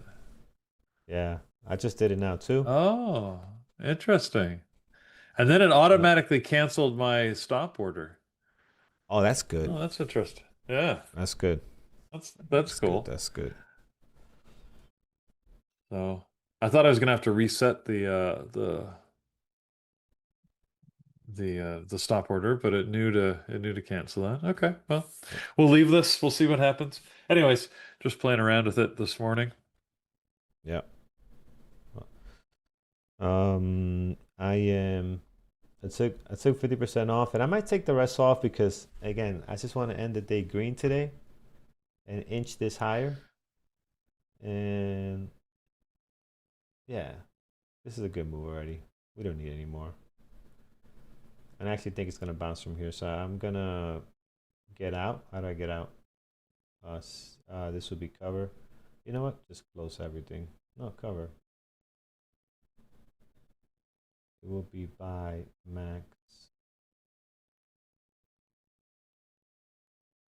And that would oh no, so you can't do buy max, but you long. Oh, because you'd buy like everything that your buying power can allow. Look at Oh. this. We've got oh wow. What's going on here? Okay, I don't want that. I want to just close me green, man. That's all. There, we'll take that. Done. Panic. So everything. Panic. Panic. There we go, baby. I love I always love panic buttons. Panic buttons are it's- they just evoke Gotta like, have the panic buttons. Yeah. eh. I actually do have a panic button in my actual IB account. It's this one right over here. So Oh, if yeah? things go hell, oh yeah, man. Right here, this little orange one, you click that and it closes out everything. You never know, man. It's Oh. just Like if you Oh, lose wow. track of things and the Okay. montage gets funky, yeah, you hit that bad boy and it closes Wow. out everything. Okay. Yeah, and that's what it's called. It's called panic on the Yeah. hockey. I think I have a panic button coded, but I've never used it. So I have no Yeah, idea if it works. Let's see. I do have a panic. Close all open positions. Yeah, shift escape. yeah. So Shift apparently if I escape is do that, is a script. Yeah, yep. yeah. So okay. It's Well, so exactly what I there you have go. I've got a programmed. panic button too. Again, can't say I've ever used it, but Yep. All I right, should have friends. gone So short AMD. I'm yeah. regretting not missing that trade. That's my own Mm-hmm. fault. GM still slowly pushing higher. It's slowed down, but it's still moving higher. And in my funded account here, I am still short Tesla. If we get down to below 442, I'll take another partial. Yeah. I'm Otherwise, short I wish I. Tesla on my IV account. And I'm trying to break down below that 440 251, right? 442 as well. So Yeah, let's see. yeah. Okay, I want a new low of day. Here we go. Let's see if we can get there. Ah, here's Come on, happening. Tesla. Here is happening. It's not bad. It's pretty good. There's a lag of about a second and a half, it looks like. One to two On seconds here. the train Trading terminal. terminal, on Yeah, it's trading pretty terminal tight. compared to my desk. But Yeah, it's pretty good yeah. for a tool like that. And you won't notice it if you're just using trading terminal, because No, no, you won't but notice uh it. but I'm just being And even able. trying to like game the system when you look at a real platform and it probably won't work.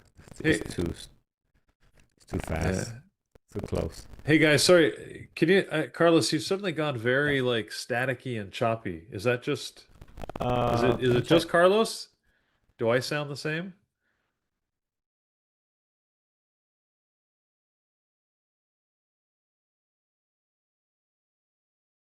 Just Carlos. Okay. Might have a mic issue there. He's working on it. I see him replugging things. Okay. Hopefully you guys can still hear me. But oh, gonna bounce on. Oh, I Okay. just Yeah, got. I think it's this wire is going bad, man. So once in a while it acts up, but Mm. that should be better. I reset it. Hopefully that's better. But no, yeah, Yeah, it's sounds this good. wire I could tell because even when I touch it, I start getting like I could hear like some weirdness. But yeah.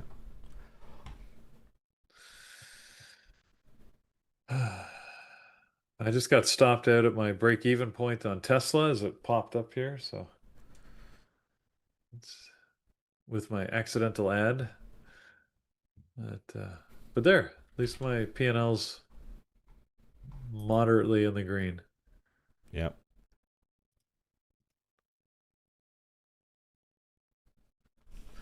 All Cool. right, It's fun playing with BYND. that. Yeah. Yeah, I like it, man. I mean, this is really, really nice. So right now for my on my account, we took a 5 minute ORB on EOSE, short, partial. Took 50% off to protect ourselves, did drop lower, and we got out completely here.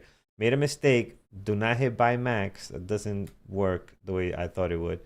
So it put me long, but then I got out really quick. So it's all right. We're up. So we're up now 371. There you go. So we'll leave it alone. We're not gonna touch it. We'll come back tomorrow and we'll try to add a little more to it. So Hey Carlos, did you hit the thumbs up button today? shit.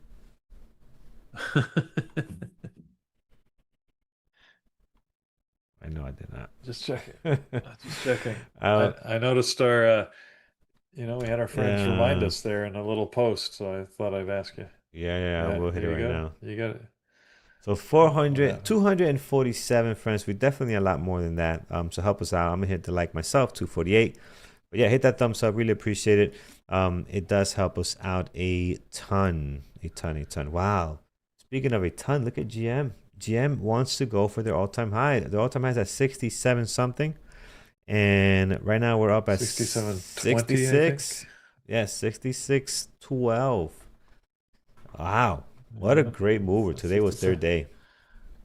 67.21. That's where I've got it marked. So Oh, good. actually, Good tip I here. don't even know if Mhm. that's all time high. I assume it's all time high. Let's go back. Maybe I need to go back more years. GM's got such a long history. Let's see Yeah. here, but I'm pretty sure that that's. Okay. So here's a pro tip from Mohammed, who's been using the funded account. So he says to reduce lag, remove the tickers here. And yeah, I would definitely do that because I don't need all these tickers there. So let's see if we delete that watch list. There it is. Okay, yeah, you know what? That is, yeah, that's gonna be better because instead of loading all that information, just remove that watch list. If you're gonna put something on there, keep a couple of tickers, maybe 6, no more. Right, no more than 6 tickers. Actually, IT should block it. Just don't let people put more than 6 tickers. Have a nice, good, smooth experience. All right, thanks for that, man. Yeah. There you go. Thank you, thank you. Pro tip.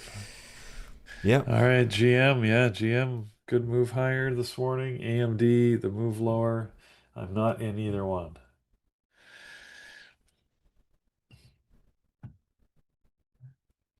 All right, so Carlos, random news I wanted to share with you this morning. So Yeah. I get my news feed. It tells me about all sorts of things today. The big in the news, of course, was the Amazon cloud crash that we talked about. And again, the fact that Amazon stock doesn't seem to care. Yeah. It's amazing to Yep. me.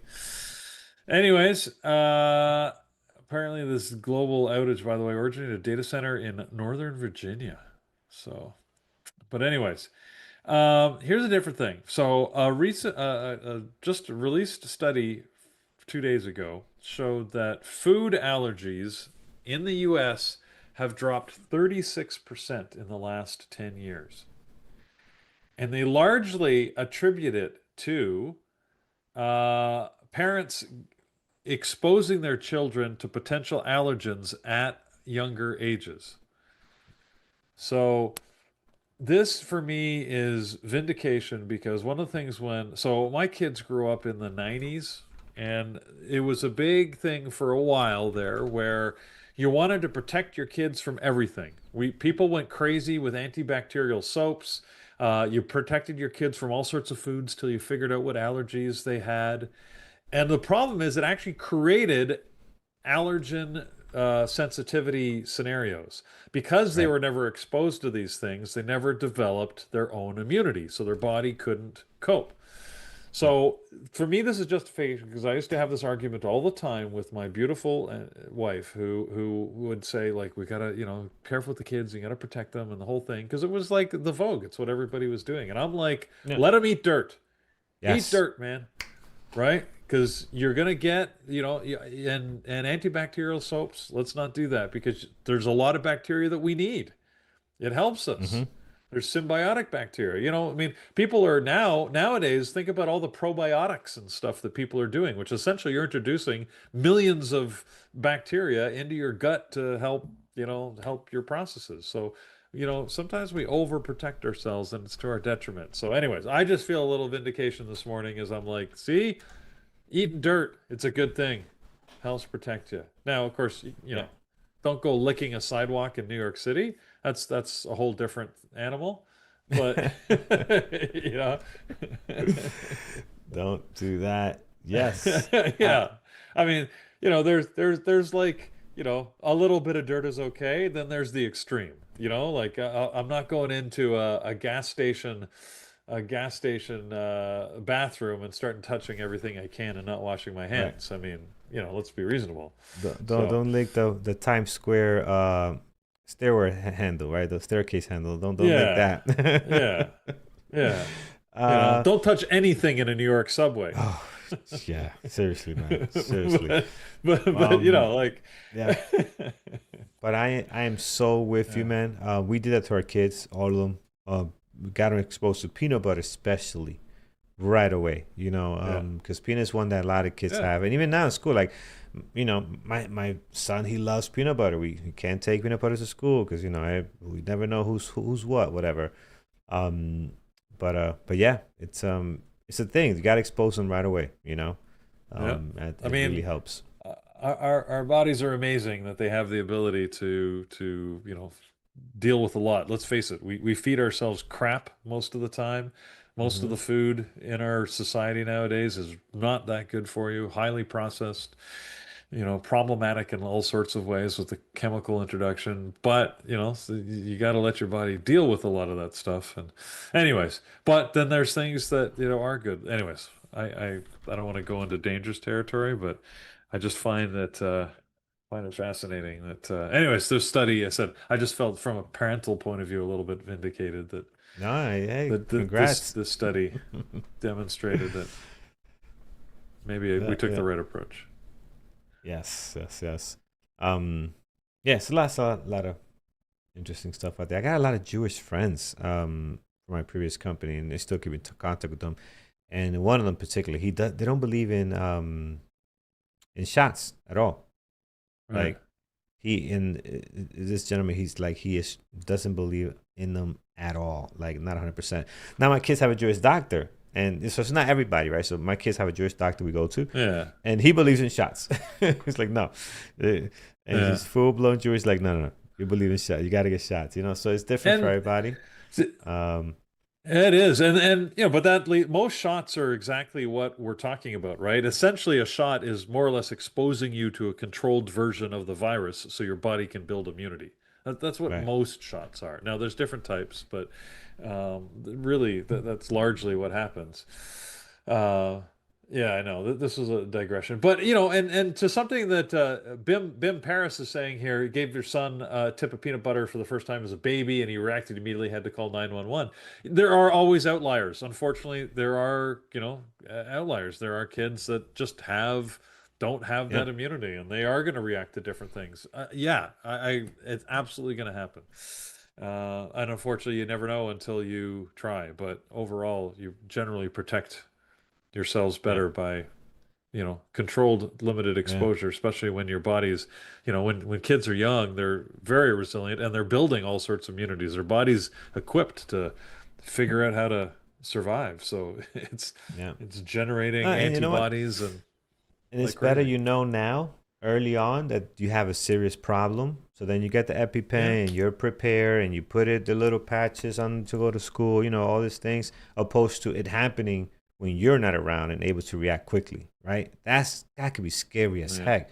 Hey, what's going on with Billy? And nobody knows what's going on with Billy, right? And yeah, timing is of the essence. So yeah, better early. I would like to know early as a parent than him finding out, on a school trip or some craziness. So, That's a good point too, right? Like if there really is an allergen, you probably want to, like, oh again, yeah, you make want it to a know? controlled exposure Yeah. rather than some random thing where, like you said, they're at a place where people just don't know what to do and aren't going to be as Mm-hmm. attentive as you would be as their parent. So, but anyways, well, I Yeah. completely digress No, there. it's a good Nothing to do with conversation. trading, Good but conversation. As we're I thought it was. waiting for it's interesting. As we're waiting for PTR to see if it pulls back, friends. So yeah, I do see it. I do see you guys calling it out. It's at VWAP.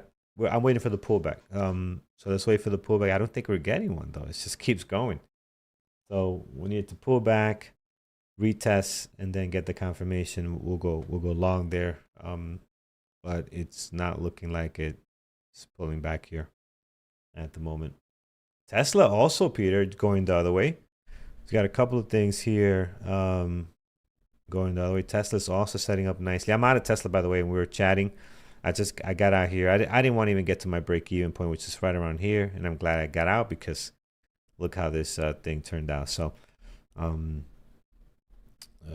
good trade towards the downside. I'm surprised we didn't break 442.51. So we got two trades going here that are potential POTR, that are potential VWAP breakouts, POTR and Tesla. So POTR is pulling back a bit here. Let's see which one gives us the best opportunity. I would like to go long on any of these two. They both can trade very well. How you guys doing today? How you guys make out today? It was a rough start. I had a rough start. Two trades on Tesla stopped out, and then the third one finally worked here on the short side. Oh, look at AMD. What did AMD end up doing? Did it continue to? Yeah, it's Oh, this would have down at been the you would have lows. still be in this. You probably would have added Oh right here yeah. at Oh yeah. 954. Wow. Yep. I would have hoped It's, so. I mean, that drop was sudden. Couldn't have predicted that, but yeah, it would have been a good yeah. place to add, probably at 954, exactly as you say. I should have. It was so choppy at the open. For me, it was hard to get short when it did drop here at 940, but it's too bad in hindsight, as a lot Yeah. of things are. It's so easy in hindsight, this trading thing. Oh yeah. Yeah. Tesla is going too, friends. It's pushing higher and higher. POTR is giving us a pullback here. I just don't think it's gonna be deep enough for us to get in. Well, maybe. EOSE, yeah. Jumping up here this morning. What's the other one that's nerve, right? That's the other one you guys were looking at. Yeah, where's Nerve up to? It's calmed down here a little bit. Hasn't halted yet, which is surprising. I notice Yeah. it's hard to borrow, which means you can only go long, which makes sense when you get something that's up 200 and or 300%. So, All right, let's going long on POTR on my funded account, and I might do this here too. Yeah. All right, going long POTR, friends. My stop's a little Carlos far was down. Yeah. Yeah. Long POTR. Stop below 179.88. That's a lot. It's almost $1 that I gotta give it. Well, it's not that much for POTR actually, but I wish this would have been a little bit more deeper, and then the confirmation. Right? This seems like we might be trying to push the limits here. So see if it pays out. Got the previous day close at 181.59. This will be our first VWAP breakout trade, and it's not a pretty one. Tesla, very small pullback. So I kind of went with POTR because Tesla, the pullback is even smaller than the one we saw earlier. So so POTR just seems a little bit cleaner. Let's see. In POTR long. Okay, I'm glad someone's with me. Good. Took POTR on trading terminal. Excellent. Yes, I'm in trading terminal.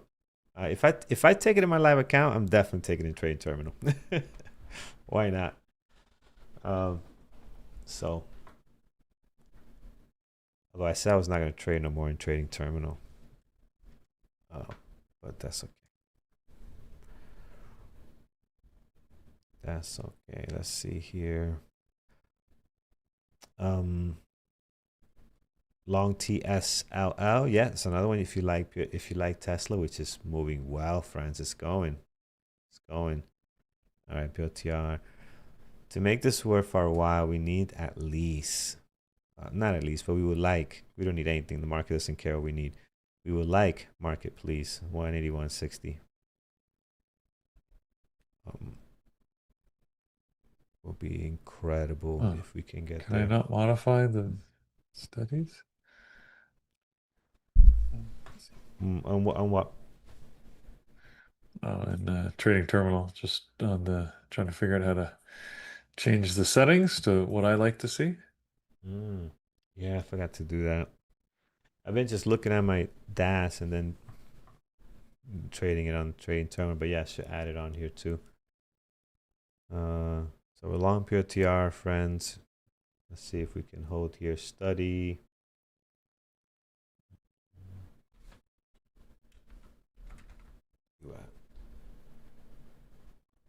It seems to get into the settings here to actually modify them. That's pretty. The VWAP is pretty good. It's right where it needs to be on trading terminal. All right, so I just added the VWAP. You could right click Peter too. Edit settings. Oh, but it's only the color. How do you do that? I want to change the color. Just click on the line and do right click here. Once it comes up, once you go over and it comes up VWAP, right click and edit settings. I don't seem to be getting that menu, so. Oh, really?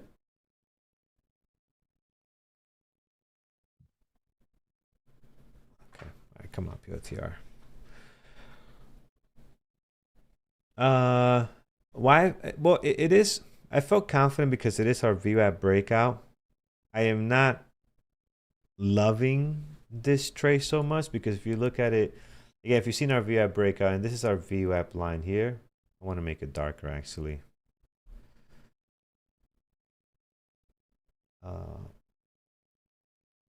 Maybe this one. Damn it, that's okay. That's actually not bad. All right, so here's our VWAP line, right? So here's our breakout. We love this. Coming up to the VWAP, that is awesome. You guys called it out actually. I don't have POTR on my list, so thank you for calling it out. Move up nicely. I love the pullback here. This is our confirmation candle, right? So that's why we're in long on the trade here. So that's my confidence to go long on this setup, right? The only thing I'm concerned about a little bit is that we didn't go as low as I would have liked for this confirmation to give us another move up towards that previous day close, right? I wish it would have been a little bit deeper. Also, it gives us a quicker, better risk to reward being at the VWAP. So that's also nice. So that's the part that I'm not in love with here, but the setup itself is what really gives me confidence to take the trade. It's the setup, right? The actual setup that we have here. So let's see. And since I can manage to trade at once, let's go ahead. We got 276. I'm gonna do a limit order. I'm gonna sell 76 shares at 181.59. Because when we get there, I'm gonna be focusing on my IB account. If we do get there, sell. All right, so we're gonna sell. There it is. Nice. Just in case, why not? We'll do 50 shares at 182.25. And let's see.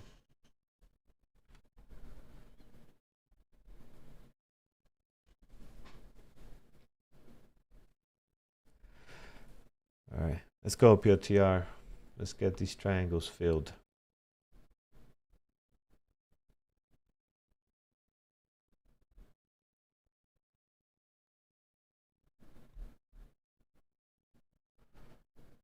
It's pulling back.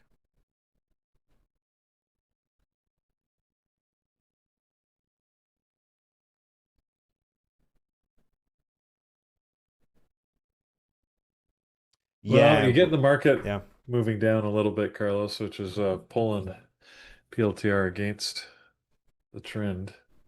Yeah. Let's hope it pops back up. Yeah, let's give some space here. And I got my stop is below the VWAP. That's why I'm trying to get the previous day close because that will make it worth our while as far as risk here. So we'll see.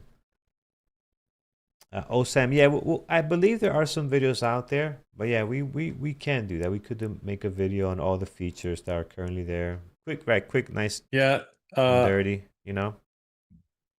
Yeah, the team's working on it. I know that they're working to put together some helpful videos. So. Yeah, I know Atlas has a video already. So I know that's out. So I'm sure there's some other stuff coming up as well.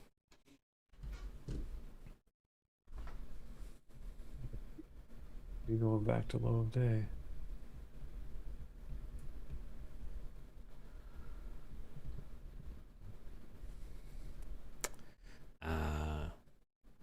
Oh, stop it. Hold the VWAP. Wow, it's a very significant drop. All right, I'm looking at my IB account here, and it's on the trigger. AMD. Should taken AMD. AMD is a short all day today, man. Wow, wow, wow. Peter, have you traded anything? I don't think you taken No, anything yet. no Okay. trades yet. I mean, I took a trade in the funded account on Tesla, but I was Yeah. just playing Yep. around really, and Yeah. that Yeah. worked out. But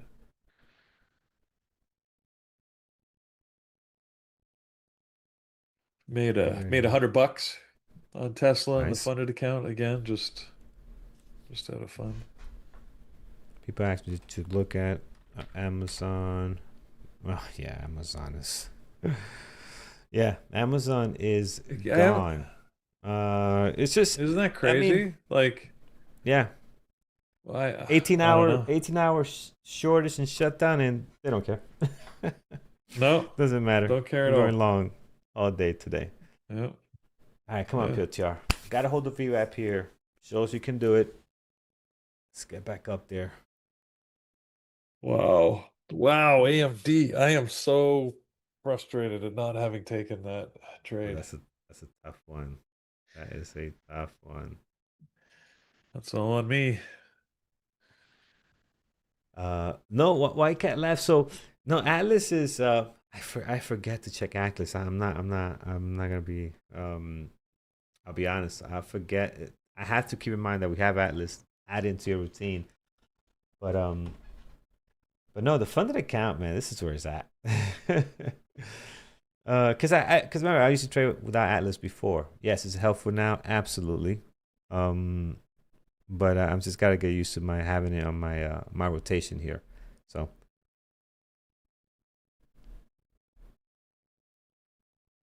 but no, nothing you guys wouldn't enjoy. All right, so I'm looking at POTR. We start getting below this VWAP. This VWAP doesn't do its job, which again is struggling now because the overall market seems to be a little bit sell off here. Um, Yeah, yeah. yeah, there's It's a shame because PLTR. the orders are on the top side on PLTR. It looks Yeah, I like it really wants to bounce here, but it just think the overall it's not market getting is pulling it here, right? yeah. Ryan, me too, man. There's a lot of stuff happening now. I do need another screen eventually because now we have Atlas, we have well, I always have a screen for trading terminal, but yeah, I need at least another monitor. I think 3 monitors is a sweet spot. Peter's gonna disagree with that because Peter, how many monitors do you have? How many monitors do you run? Six. I got 6. six. Okay. Yeah. Uh, But I mean, I would admit for trading, it's more than you really need. You certainly yeah. don't need that many. Yep. Yep.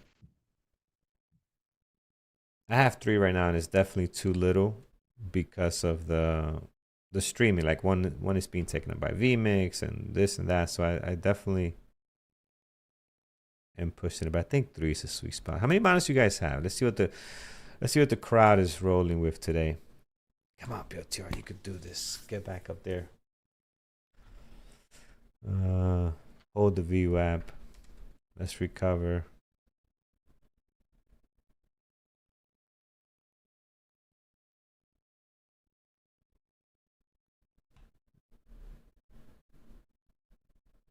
My stop here, 179.80. How can I?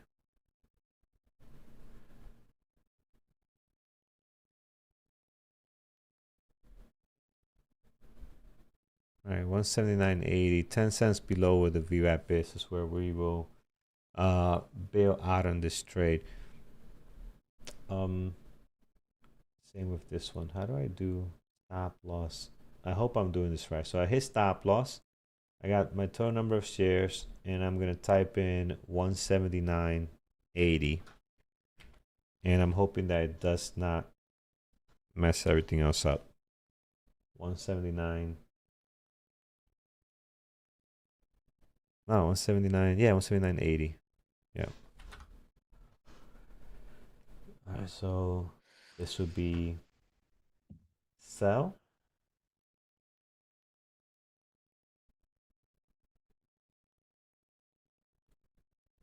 I don't feel comfortable doing that.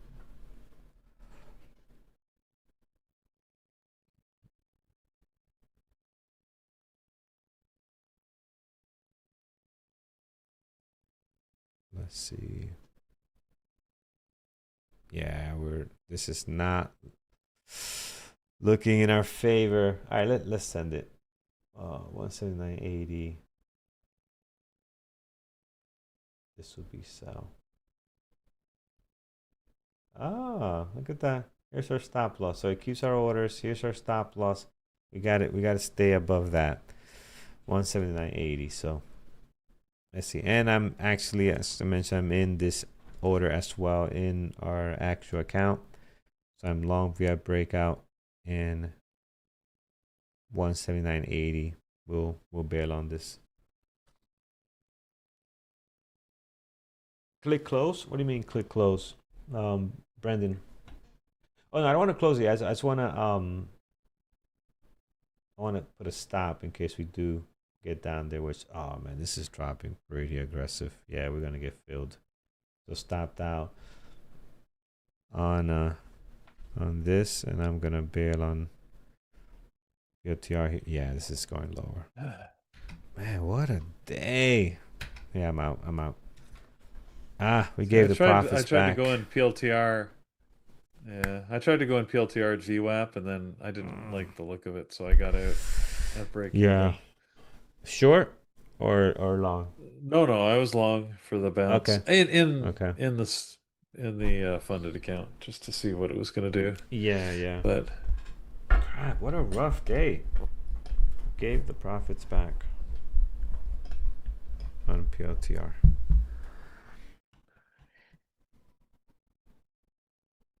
Why can't GM, keep going. I don't think it looks like a short, man. I think it's just choppy. I don't think it'll head back down from here. I think it's gonna just be choppy, man, on PLTR. Like I wouldn't trust it for a short here. Not trust it. Like I don't see a good short opportunity here, especially with the way it's buying up. Like look at the way it's just bought up, right? Like that's not ideal.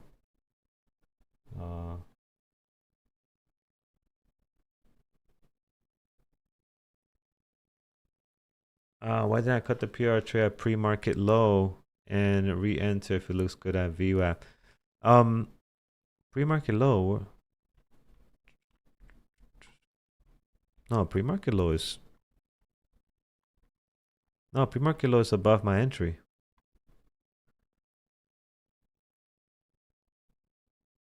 Pre-market low is over here at a 181.20. Right? Pre-market low. Actually, right. No, sorry, 180.81. 180.81 is pre-market low right here. So yeah, that's where I got in. Yeah, I knew my entry was not great, but that's where I got in. So I'm looking for the previous day close, right? With my stop at below the VWAP.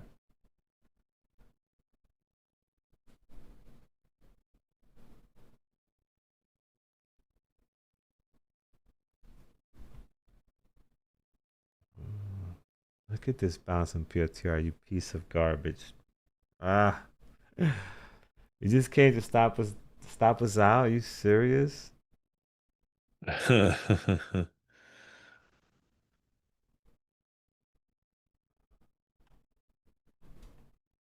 goodness. Tesla, same thing. Couldn't get going. Man, GM is gonna hit his all-time highs. It keeps going like this. It's getting close here. Yeah, GM wants it. EOS Energy came back to the VS. That was a nice reversal there.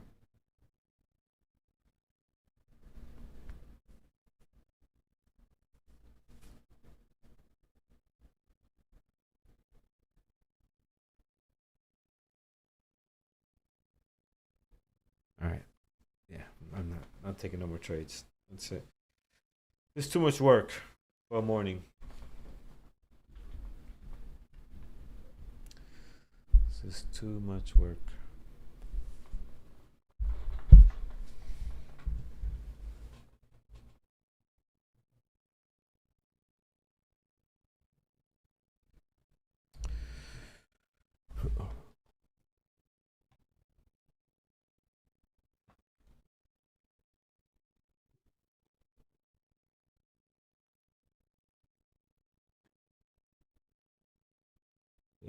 Brian. Oh, they left Brian's alone today.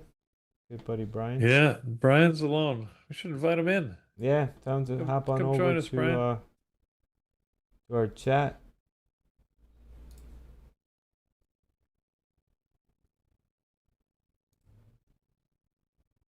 Hey Brian, come on over. In the party. Over on vMix.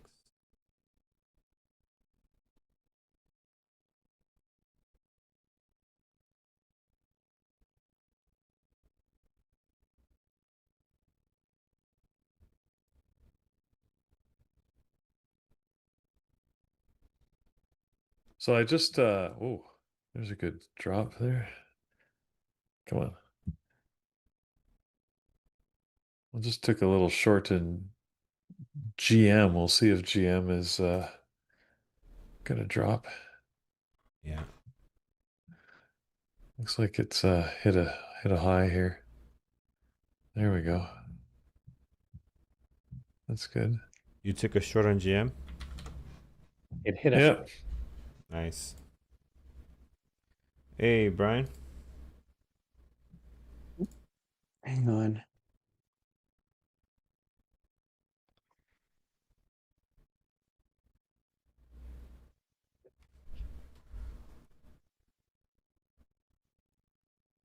Oh, pop back up. All right. Hello sir, how are you? I'm doing well. I'm doing well. How are you guys doing this morning? Good. Yeah, great. Tough morning, man. Little Very little difficult quiet morning. for me.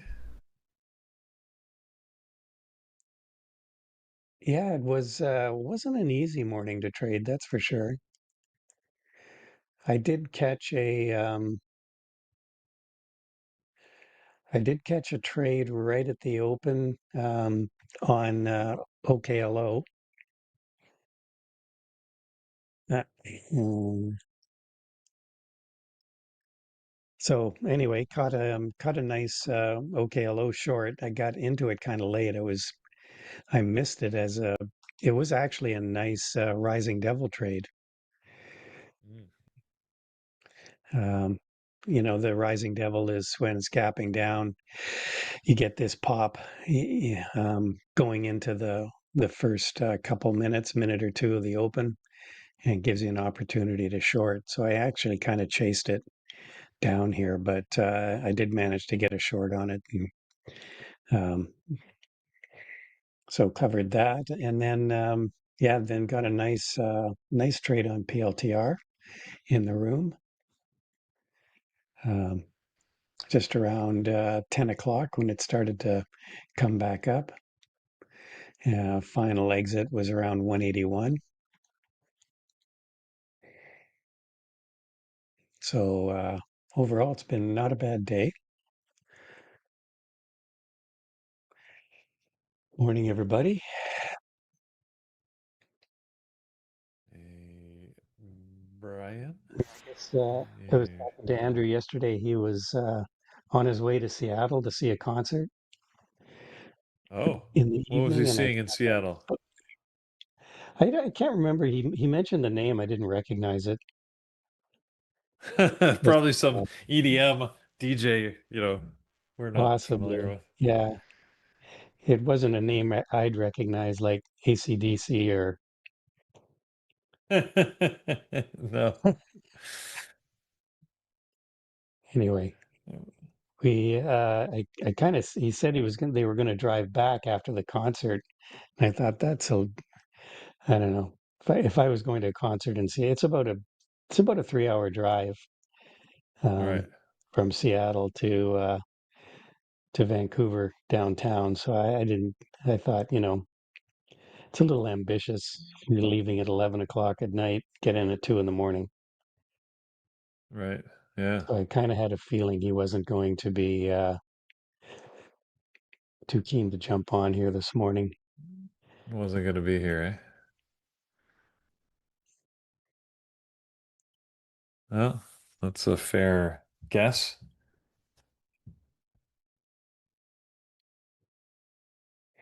Mhm.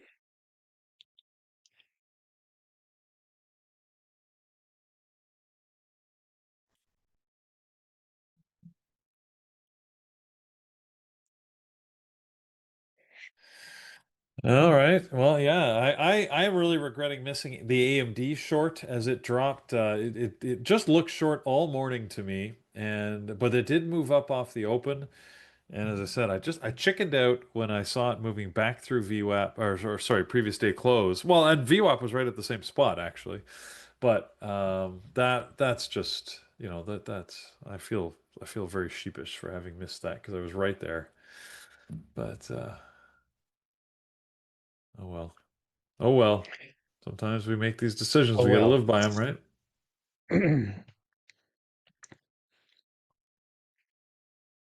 So yeah, we're pretty choppy today. It's after we had that nice run up yesterday. Just seems like the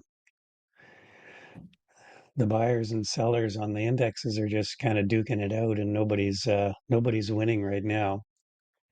SPY keeps hopping up into the green and then dropping back down again.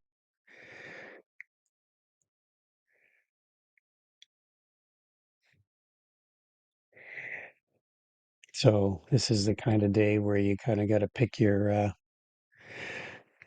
stocks and setups and stay with them. Otherwise, don't trade if you don't see your setup. I was Right. trading with Thor this morning, and he was on for about 40 minutes, and he did not take a trade. So, um, there Yeah. just wasn't anything It's, that he looked it's at good that discipline. thought, yeah, that's a setup for me. So it's a kind of discipline you need when you're trading.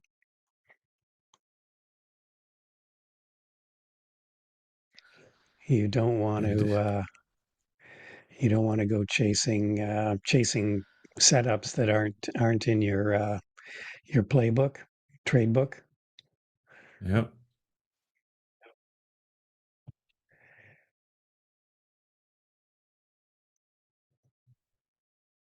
Agreed on that. Mm-hmm. So we do have Apple up a little bit today. Follow through from yesterday's move. 265 seems like that was the high of the day. Are you rushing out to buy an iPhone 17, Peter? Absolutely not. No. No. My iPhone does what I need. I mean, unless it can translate from wife to husband, uh, then that's a translation app I could take. There you go. It's a lot of reading between the lines for both parties. Yeah. It doesn't, but I don't think that their app offers that. Oh, here we go. Now I'm getting a move here on General Motors. Just took a partial. Are Sorry. you did you short AMD? I didn't. I said I regret not having shorted AMD, but Yeah. I did just short GM here at the top, thinking it was looking weak. We're near all-time highs. It's a little risky to short something close to all-time highs, but I'm looking for just a momentum-based pullback. My stop is now a break even, so I've got a zero risk trade on. But if we fail up here, GM's a slower paced trade typically.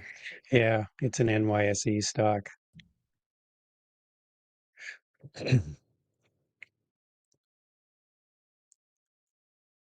AMD was a really nice short when it started to break low of day there. Yeah. Yes. Um, Well, I mean, couple of even a little bit earlier, but yes, it was. I agree. It was a good trade. I mean, I'm just looking at the 2-minute chart now. It had a couple of 920 trade offerings there. There was the first one around Wow. 955 where we went through the 9 but rejected at the 20, and it just continued to drop. And then we Wow. had another test of the 920 right around 1025, and again dropped again.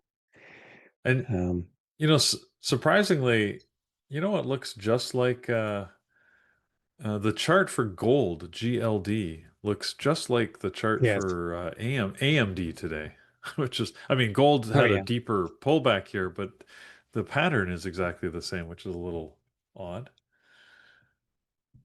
Wow, gold has been quite the GLD has been quite the short today. I know some of the members in the room have taken it. Again, it did a 920 trade right around 1006.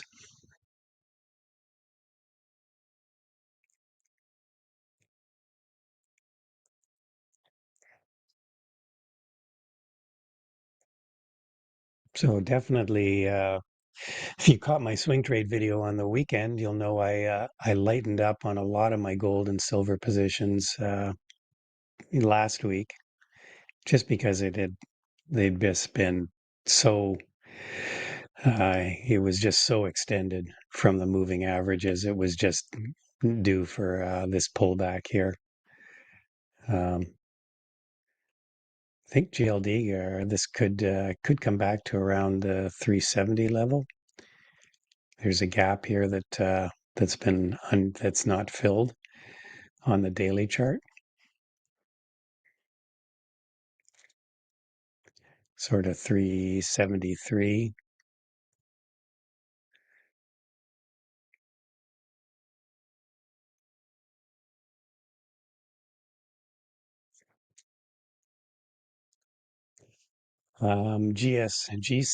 GSIT.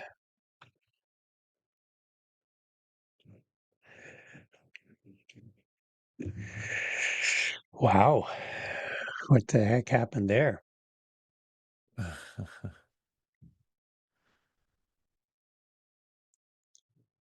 It's had a couple of decent days. Um, right now, I mean, it's $12 is kind of the where it found support over the last 10 or 15 minutes. Um, kind of dipped into the red there, so it's just hanging around yesterday's close.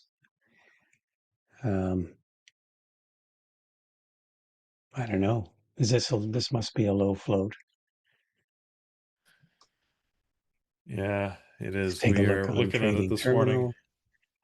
We were looking at it this morning, Yeah, Brian. It was they have some new AI tech that got them attention this morning, gapping up okay. pre-market.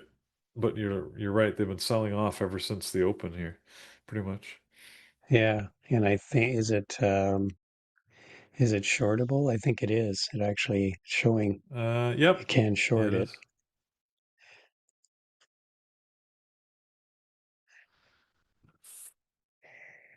Yep, I've got an IPO that just opened. Doesn't look especially tradable here. Okay, so shares out in the float 22 million. So it's not really there isn't a lot of float out there. Of course, there's not a lot of short interest, but this is all this short interest data is um, somewhat time delayed. So I'm sure with the move it's had, I'm guessing there's a lot more shorts have piled into this.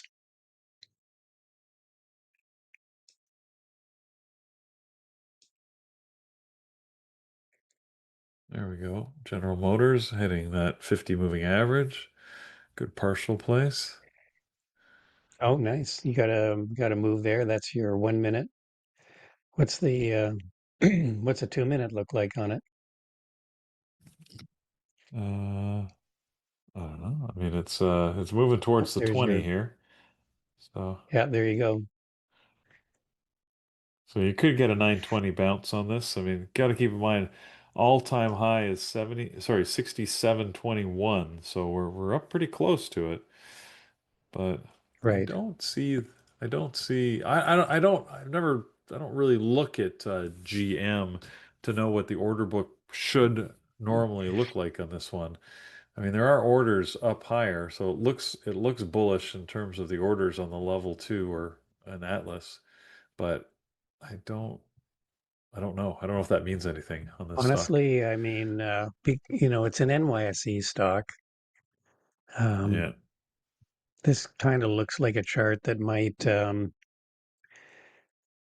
just chop along at somewhere between 65.70 and 66.50 for the rest of the day.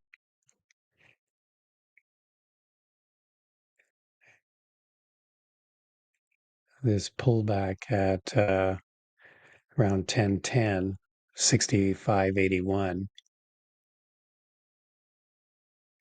is a low to keep an eye on there. It looks like the SPY is back up at the high of day here. AMD is bouncing, PLTR is bouncing back, Nvidia is getting some bit of a rally back here on some of these stocks. Yeah. Markets pushing back.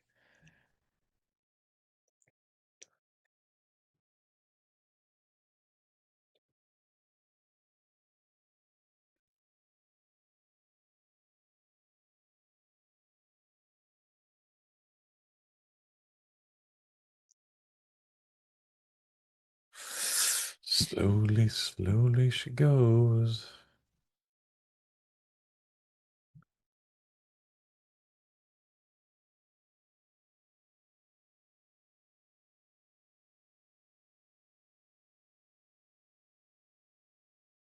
SPY's at high of day, and it's moving to yesterday's high right now.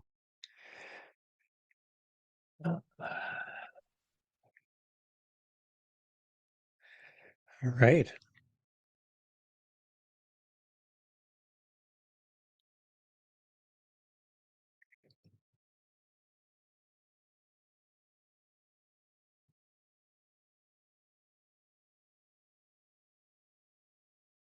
Get to here on the GM. Next port of call would be 66. If we get there, stop now at break even.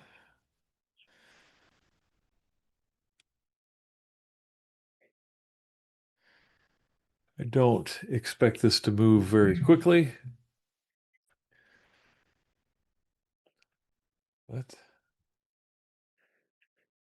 it's good to be trading General Motors. I don't think I've ever traded General Motors. I used to trade Ford occasionally. But Yeah, Ford is you don't get to trade the bricks and Ford mortar. must be, so GM reported, right? Yeah. Yeah. And so Ford must be up as well, I would think, Yeah, just they based are. on yeah, sort of a sympathy play.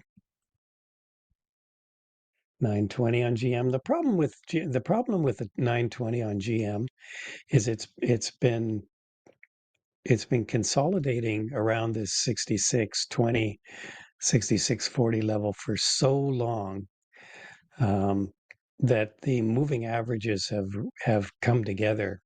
They've really collapsed together. So you can't really.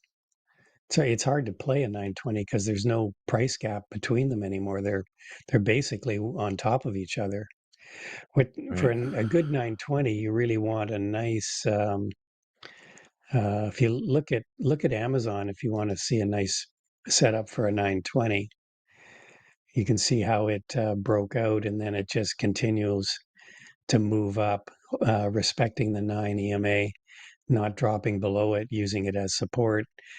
And that just keeps the 9 and the 20 moving averages apart. Don't look at PLTR, So that Carlos. you have, It's just yeah, frustrating. so you have a decent.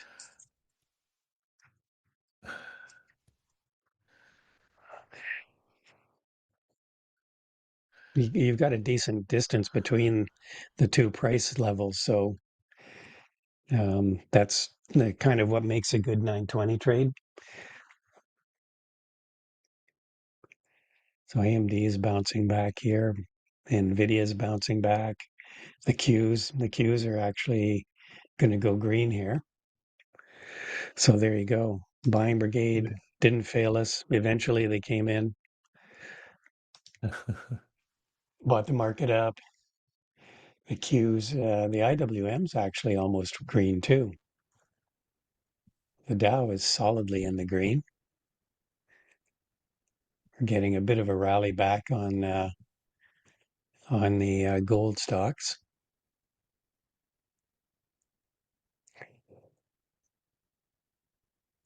All right, so not a bad day overall. Yeah, GDX coming back up here. I mean, you had to pick your poison, that's for sure, and figure out where you wanted to take your and if you know if you pick the right stock or if you waited long enough, you got a good setup. My PLTR trade later in the morning was pretty good.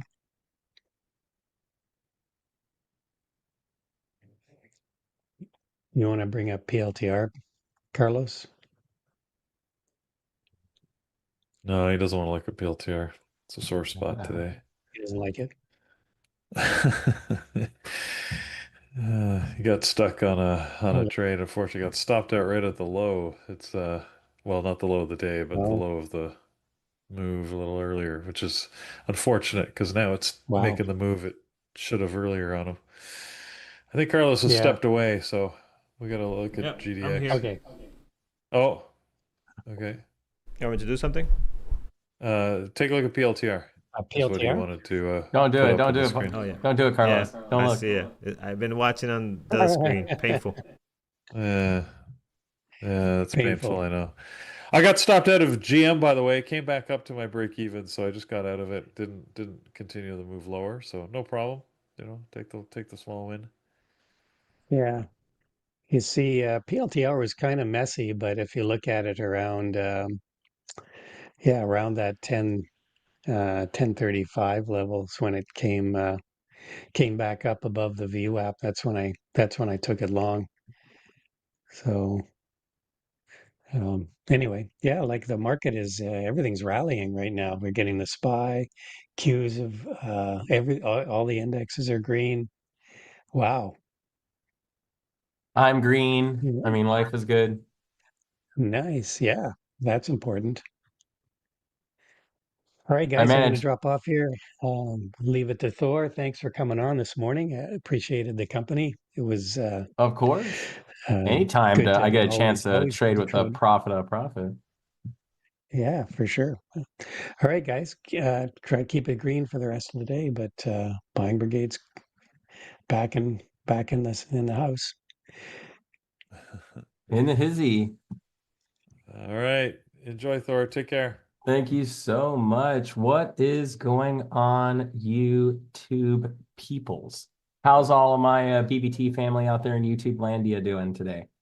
So I had a little bit of a slightly unconventional trade here. There was really only one futures ticker that I was really happy with today, and it never gave me the setup that I was really looking for. When it came down to S3. As I was kind of looking at that concept and you know, you'll see here, we kind of just really overswept S3, like it didn't really buy there at all.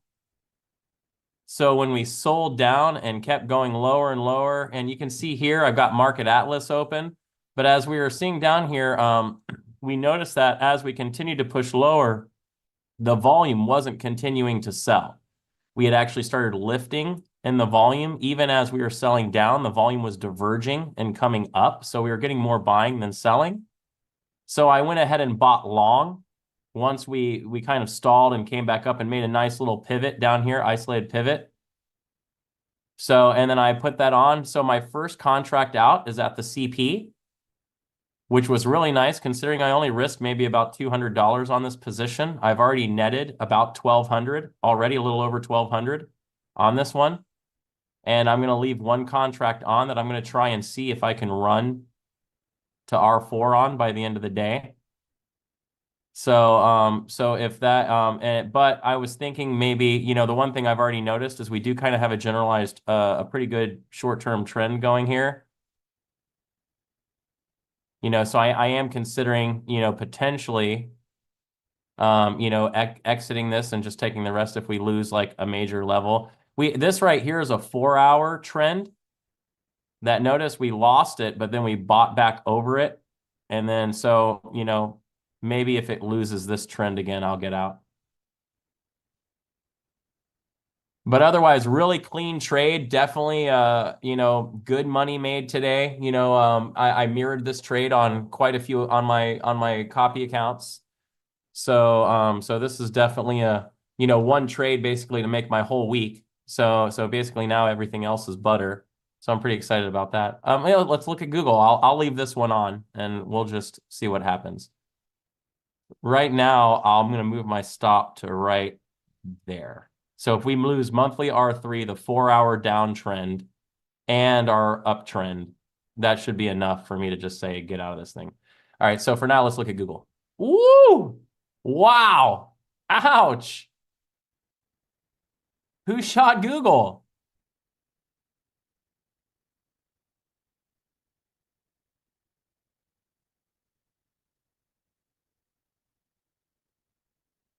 On NT, I'm moving my it's not a stop loss. Obviously, this is going to be a take profit, I guess, but I'm moving it because I've already completed so much of the move and I've already hit my profit target.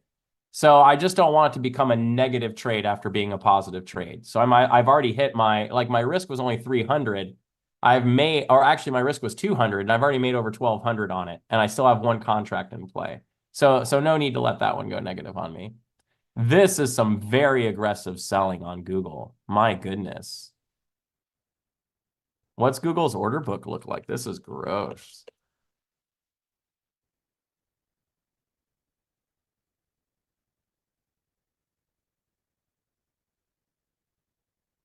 I mean, this is just incredibly heavy selling. I mean, you don't negative 97 is crazy level selling. So our session was already negative, and now we're you know what I mean? I mean, this is very aggressive selling. We also have a very large bid to the downside. So if you're short in this one, it's a roller coaster, baby. Hang on. Did some news come out on Goog?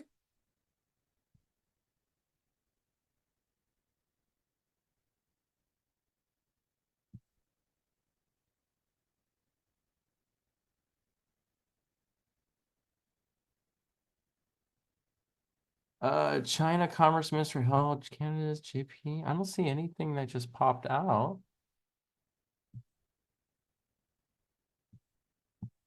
Wow. That's amazing. This is straight selling. Don't bounce this, okay? This is not like this is not a catch the knife moment on Google. This is very aggressive.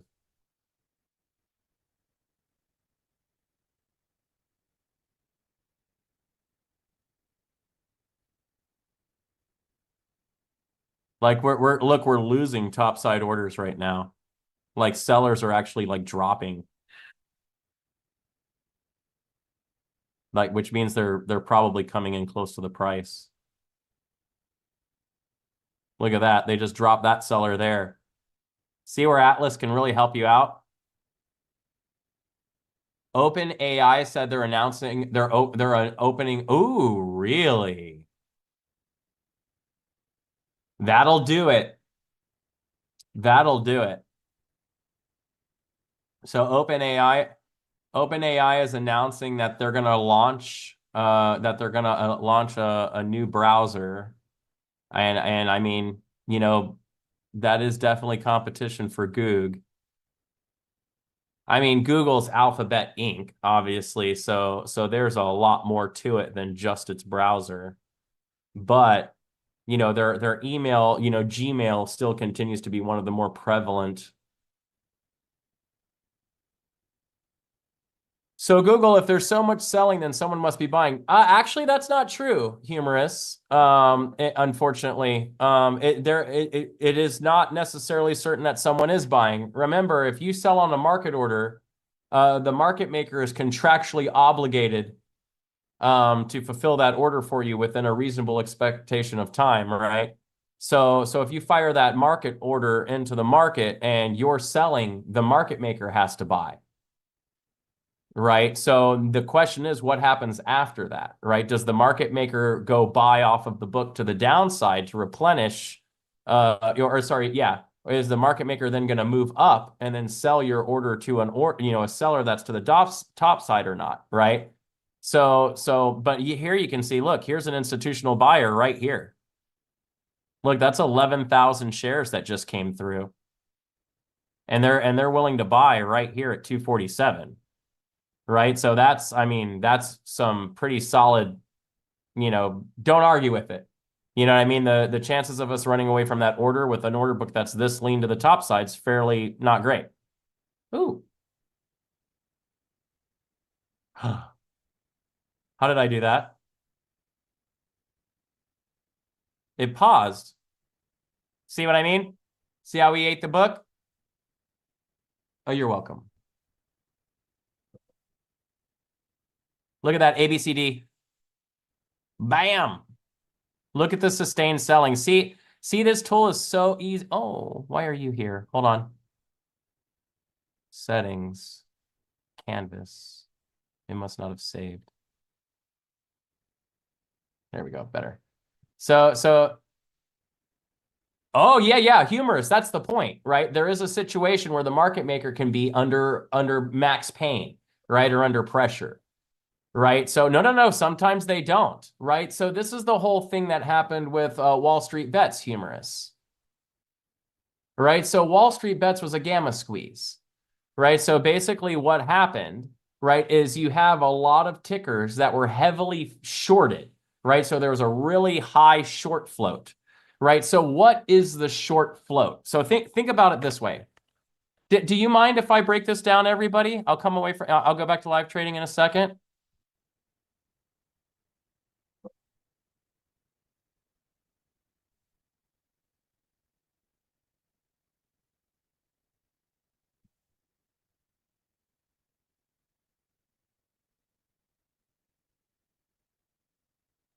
So when we're talking about, don't forget to like, right?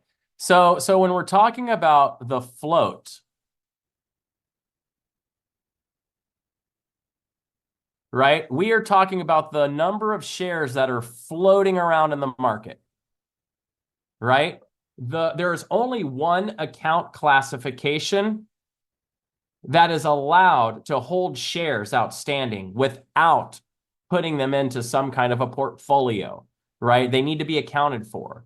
Those remaining shares or the float, right, that's floating around is what the specialists are holding, right? So now when you short, right, what you are doing is you are selling broker shares, right? Your broker's holding inventory and you're selling those broker shares, right? And when you sell, the market maker or the specialist has to buy, right? So now you end up with a whole lot of people that need to buy back if the price goes higher. Right. So what happens is as we get into this situation, we ended up with an area that was kind of interesting because we had a lot of shares, right, that were basically unaccounted for as they were, the float was too heavy, basically. Right. So as we started to rally without anyone willing to sell near the price, right, this was how the whole diamond hand thing worked. There were no limits near the price, right? Since no one was willing to sell, as we started making new highs, the specialists were forced to buy in order to cover those sells, right? So we're going up. No one is selling near the price, and the market maker has to buy every single order that comes through. They have to take it and throw it up the book. Take it and throw it up the book. Right? Anytime someone buys, the orders go up the book. Anytime someone sells, the market maker is trying, right, to add to their float. Right? And this causes the price to go up. Anytime the price goes up, all you're talking about is float manipulation. right? This is what really moves the market, right? The float. If the market maker wants the price to go up, what happens is when buy orders come through, the market maker will send those buy orders up the book, right? When sell orders come through, the market maker will absorb the sells, right? Adding to the float. This decreases supply near the price and increases supply away from the price, which moves the algorithm to the top side.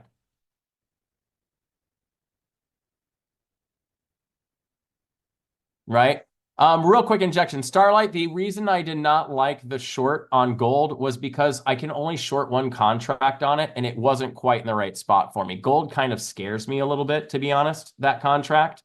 So it has to be a really tight stop for me to feel comfortable getting into it. So now if the market maker wants to go down, they manipulate the float in the opposite direction, right? If they want it to go down, anytime somebody sells, they're going to throw those sells down the book. Anytime someone buys, they're going to absorb those buys or accumulate, right? This is Anna Cooling, right? This is accumulate versus distribution. This is distributionary behavior, right? So they're going to accumulate any of the buys and then send the sells down the book, right? So anytime someone's buying, the market maker stops the price from going up and then throws them down the sell. Now, you want to see what that looks like on a more intimate level?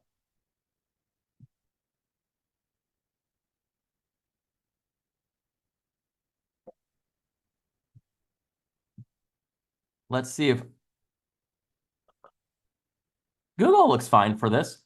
Notice here to the top side, look how empty the book is up here. Right? So if the market so this doesn't look like we want to go up, does it?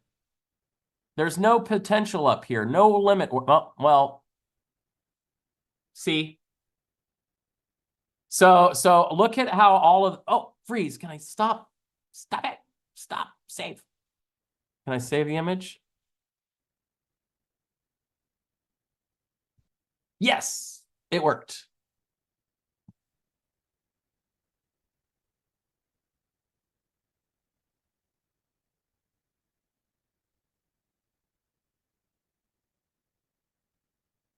Well, of course. I don't know what my Epic Pen's up to lately, but whatever it is, it's not good.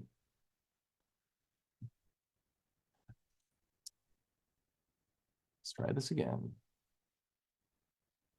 Maybe I need to try running it as an admin or something. I don't know. All right, so right here. Look right here.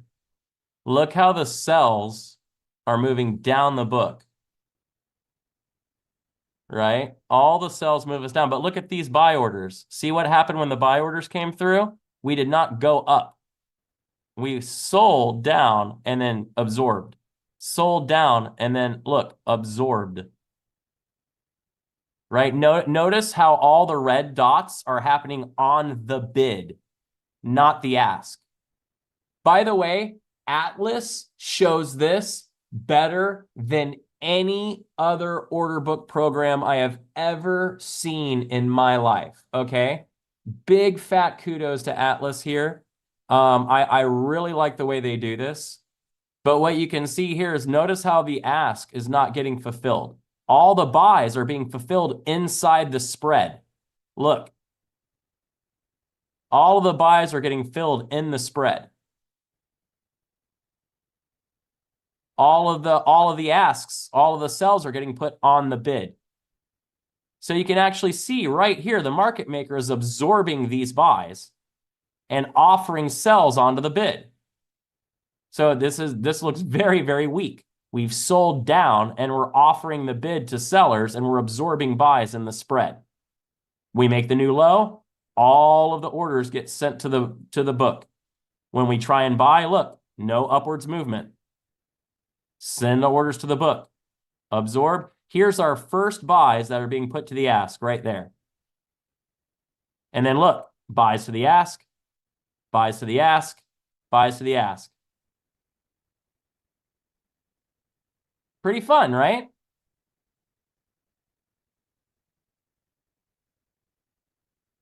I don't know if you guys see this as easily as I do, but you know, it's just for me. I've been doing this for quite a while, obviously.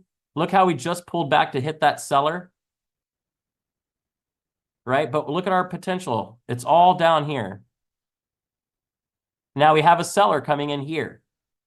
So they're entertaining the idea, right? Look, they offered to the bid. We bought a little bit. So if we make this new high, where do you think they're going to go? They're going to go right to 246.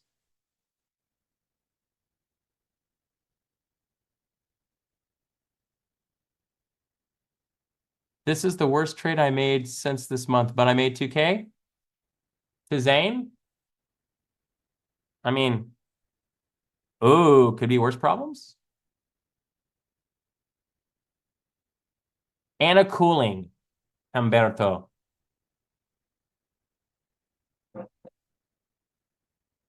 Look at that. Look how they offered the ask at 246. Well, here we go. Pop. See what I mean? There's a bid. Look at the bids coming out.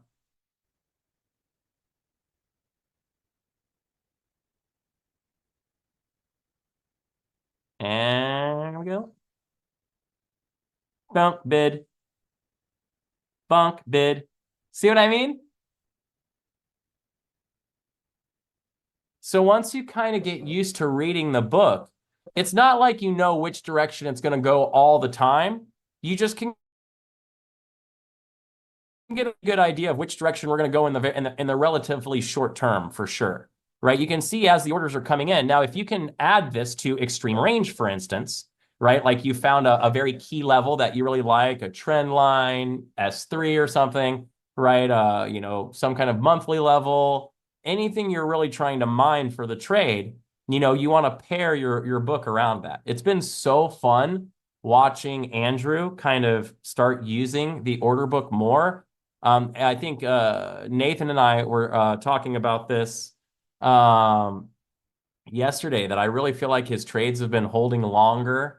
And he's been staying, his duration of time in the trade, I feel like, has been extending a bit. So it just shows, even as a seasoned, insanely profitable trader like he is, he can still augment and gain some, some edge.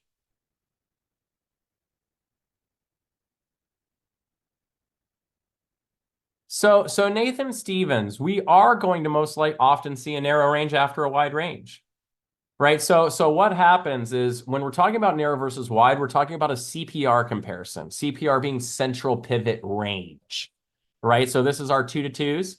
So basically what we're doing is, if yesterday, let's say you have a really wide range, right?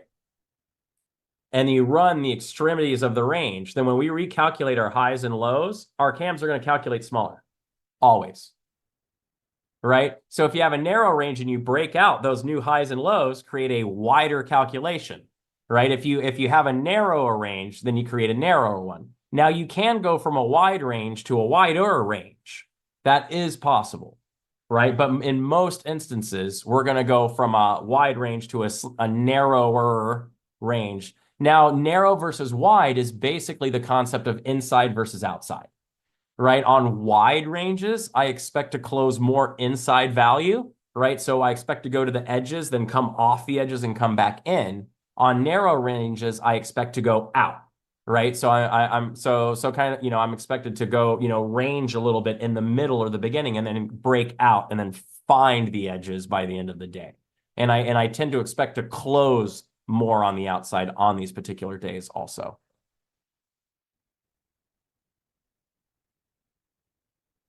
That's the CPR, Willie, as defined. That's just the way it works. The 3s are for trading. The 2s aren't. The 2s are just for metrics. Here we go, selling some more on Google here.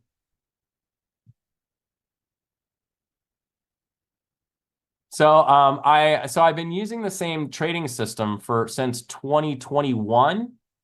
But it took me, a year and a half to completely put it together exactly the way I wanted to. A good portion of that was spent every single night, 3 hours a night, a little more, a little less, right? Going back through charts every single day, seeing where we needed to open consistently in order to get the most consistent moves, right? And just constantly backward and forward testing data back and forth. Took a lot of work to get it to where I had a system that I felt was viable. And then, of course, naturally, then to get it coded and turned into something a little bit more realistic. You know, that was a bit more. Oh, look, we lost our short-term uptrend there.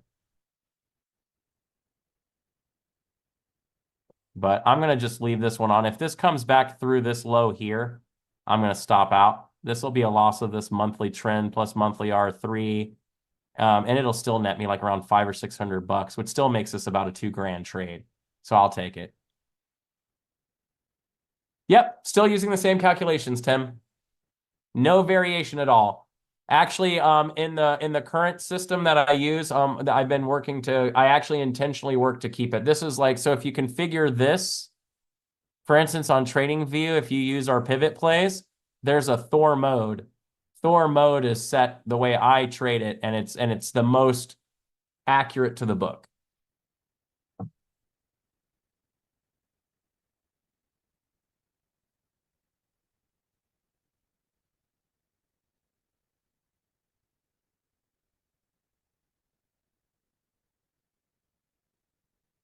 Say go Thor mode.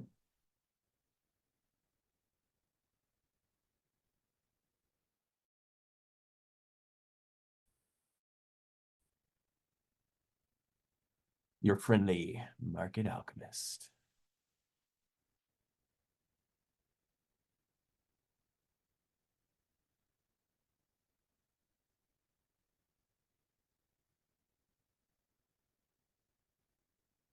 What were y'all talking about, Beth?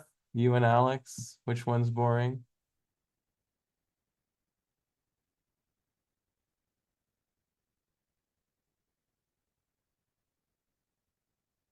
The Anna one? I like mine better, but Anna's is really good. I agree. It's great information, right? But it was a little, you know, and you got to remember too, the version I read was actually for Forex, right? It wasn't even really a stock trading book, right? The version I have is is on Forex, and you can barely read the charts. So you know, it's still one of the best VPA books I could find. That's why I like mine a little bit better, because I think mine's a little, it hits the same stuff, but it's a little cleaner. Google's still selling.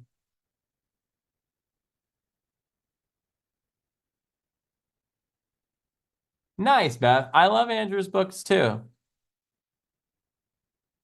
Which one do you like? I came in on how to day trade for a living. I really liked that book. I think that honestly, I think that's Andrew's, like, that book is Andrew's I don't know. You know, that's his big like thing. Like I'm so amazed by that book and impressed by the reach it's had. You know what I mean? It got me here. Legacy. Thank you, Nancy. Legacy. Memoir. I like that. It's just this. It's just, I can't tell you how many people have likely come to some version of day trading.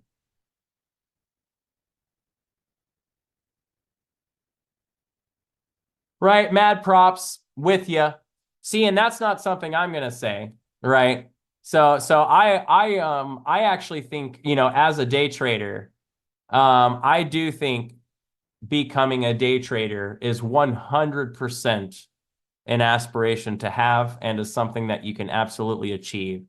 I think sometimes when, and this is my own opinion on it, I kind of caveat what he's saying only as in, I like to think of trading as a side hustle until it's not. You know what I mean? That's the thing. I don't want you to think of trading as a paycheck job. You know what I mean? Like I think that's where most people go wrong. They look into trading, and they look at trading and they think of it as a paycheck job. Like they're expecting like, okay, how long will it be till I can make $300 or $500 a day? Right. But you got to think of trading more as like maybe being like a real estate agent. You know what I mean? Or being more of like a salesperson, like if you're doing like corporate or medical sales or something like that, or car sales. You know what I mean? Like you're not really going. I don't think it's reasonable to expect. I would love to sign your book. I don't think I don't think it's reasonable to expect it to happen like that. I think what as an all commission, yeah, commission's job basically, right, Bob? I think as in anything, you should think of it almost more as, yeah, more in that position. The vast majority is going to come from the vast minority when you trade, right? So this is kind of a logical fallacy that often happens in trading. Like as we come into trading, we naturally believe that if we trade more, we will create more potential and increase our odds of success. Right? So this is where HFT trading kind of comes in, high frequency, right? Which for any account under maybe $1 million, high frequency trading is not going to work for you. I'm so sorry. Like I know I'm gonna really bump a couple people here. But I assure you, if you have a small account and you are trying to trade like a really big account, you are not going to be able to tolerate the risk. And if you are able to tolerate the risk, there is no reason to expect similar results, right? And this is very, very important to understand, right? When you're trying to use risk management and very tight, firm, like playbook style risk, right? You don't have the ability to be flexible the way someone with a really large trading account is going to be able to be flexible, right? You're going to be able to, someone with a really big account is going to be able to let something go a little past a stop maybe, right? Because they can tolerate that additional risk. It's not going to trigger them emotionally, right? If they make that additional mistake or effort or whatever. But if you're not, but for us, especially as having slightly less tolerance, both emotionally and financially, you're just never going to be able to reduplicate those, which is one of the reasons why I liked something Stephen Goldstein said when he was on the show about making sure that if you're going to try a trading strategy, I would go on to that guru's social media, look at the trades that they've posted. Every single guru should be posting, out there at least kind of what kind of trades they're taking, not P&L. Who cares about P&L? Just look at their entries and their exits and decide what your risk is going to be.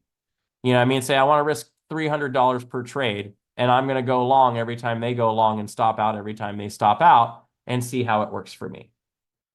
You know what I mean? And what I think if you take the time to actually live through someone's trades, right, like that, and actually like put them into replay and just click the button when they clicked the button and see what it feels like, you know what I mean, to actually live that trade, I think many of you will find that a lot of the styles don't feel comfortable. You know what I mean? And trading is very uncomfortable.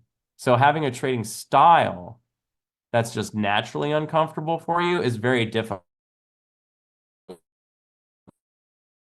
That's what I had to struggle with in the beginning. I actually did find decent success in trading, but the style I was trading didn't feel right to me. It was very anxiety driving. So I had to move to something that allowed me to execute a little bit more calmly.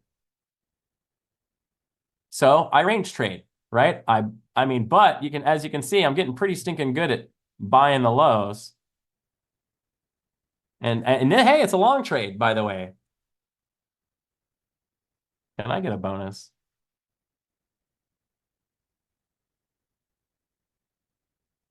Good. So it isn't weird that I have a whole folder of your trades. No, Tom G, not at all. Not at all. It would only be weird if never mind. We won't go there.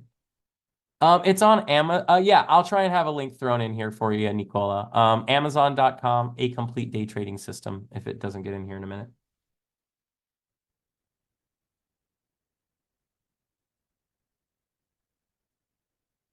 So you can see here, we've actually kind of changed our posture a bit on RTY. We've now moved under the 0 line. So we are definitely stagnating here under the CP, which is why it was my first target. Now, one of the things I've been doing that's kind of fun is it's actually a partial, right? I've done this a couple of times. So I normally only carry one contract, and then I would have just gone all out because this was, this was like a 5 or 6 to 1 here, right? So, but I carried 2 contracts. So I went ahead and dropped the 1, making my profit target. And now I'm trailing the second to see if I can do a little bit better. But we'll see what happens. I had a really great trade on Friday. I don't know if y'all caught my Friday trade.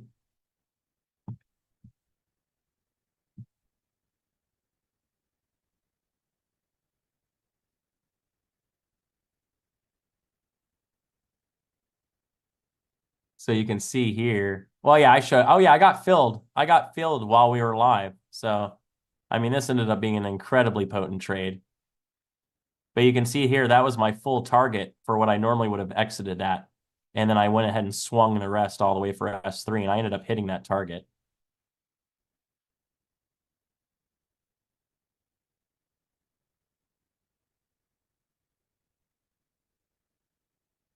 Which one? YM?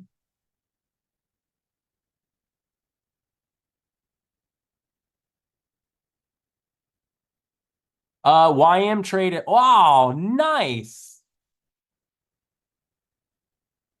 YM was beautiful. No, it's so we're in a higher range. If you're in a higher narrow range, the R4 breakout is the play. No futures on Atlas yet, Sully. They're on their way. I don't have an ETA though.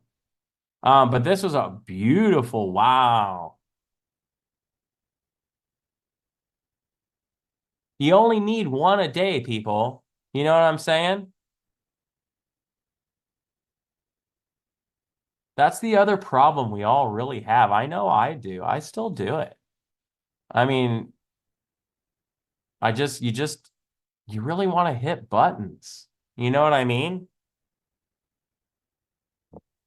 Like, anybody go play like pickup sports when you were a kid? Give me a hands up if you used to play pickup sports when you were a kid.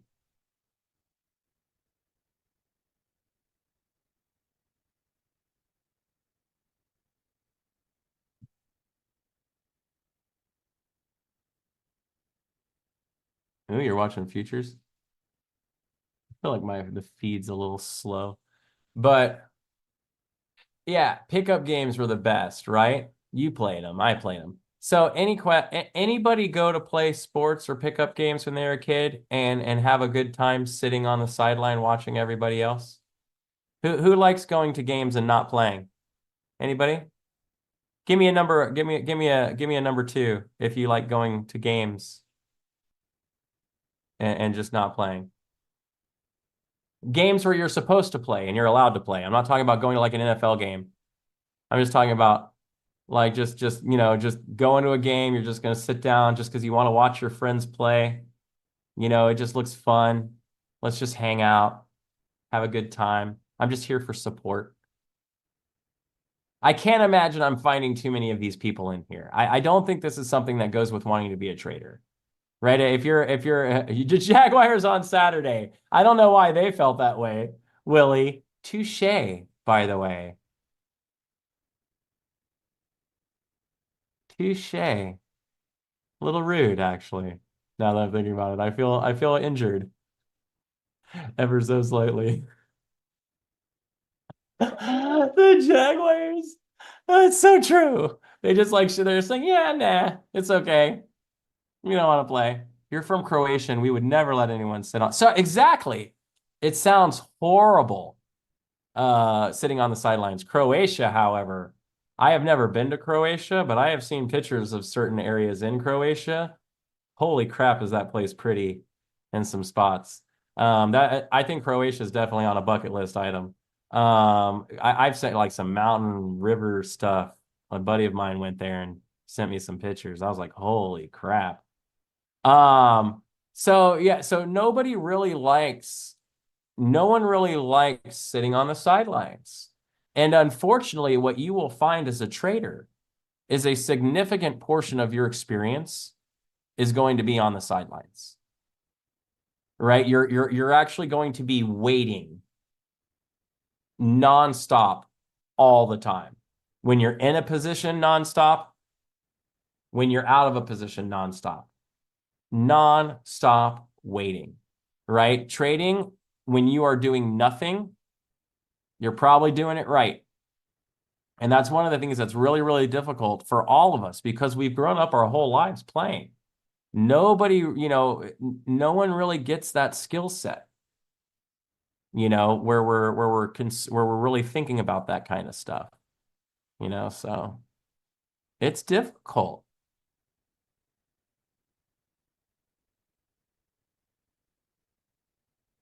Yeah, so Dan, this is an unconventional entry, that's for sure. So we had way too much selling when we were in here, and I didn't feel comfortable. And it overshot the level, and it came back up. And if it had bought and then re-offered a little bit cleaner, I was thinking about it. The issue I didn't like is the order book on everything looked bearish, and our volume was clearly selling since the pre-market. So I just needed more before I wanted to go long. It was just too much too soon. So then as we sold down, this is what got me in. So as we sold down, let me see if I can draw this linearly. As we sold down from here to here, right? As we sold down from there to there,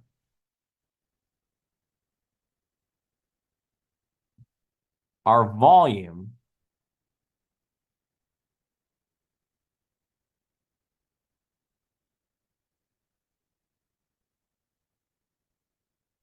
see the difference? So as we were selling down to find lows, right? The volume was diverging. So to me, it would appear that we were offering to bids to try and find a buyer. Right? So for me, I was looking for a long, and then when we sold here and made that new low, and this was really the big moment for me of truth, I watch the reaction of price at levels, right? So right here, I'm actually watching this low. Hold on, let me see if I can at least get like a highlight going. Nothing. I don't know what's been going on with my Epic. It just doesn't like work anymore. I don't know why. So I got to reinstall it maybe. So you can see here as we pushed and we made a new low below the 949 level. So let's get rid of this. I'll use an arrow because you probably can't see my mouse. So you can see this low right here. Right? As we start pushing under that low right here, I expect an immense amount of volume right there. Right? We're breaking a new low. Right? That should bring in a ton of selling volume. And look what happens. We actually lifted a little bit. Right? So this is what makes the BS detector so amazing, right? Is it's using VPA, right? It's a VPA tool, right? It's like taking Anna Cooling and sticking her inside your computer. Right? So the BS detector could kind of see, that although these are engulfing bars that are moving us to the downside, the engulfing bars are not carrying enough volume to be genuine. So it's calling BS on that. It's actually lifting. So now once we start buying and moving up at the same time, that's a really strong indicator there. So now we've got directional volume going in the same direction.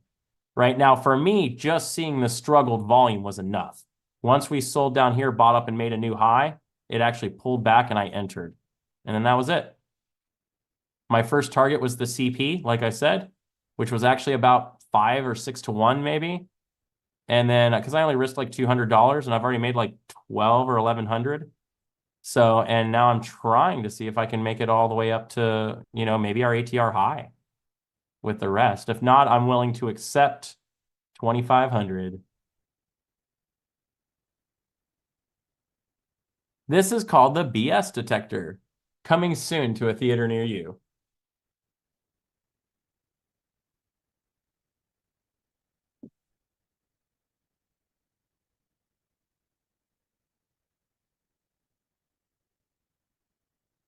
This is the production version I have going right now. So I am beta testing the production version.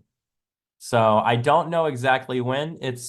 We're working on a couple of little behind the scenes thing for the implementation, because this is going to be a restricted indicator. Where the BS indicator is it's very special to me, so it needs to be it has to be locked down. I know this is kind of a weird thing to say. I actually think this buying and selling indicator could be like a significantly larger thing than people realize.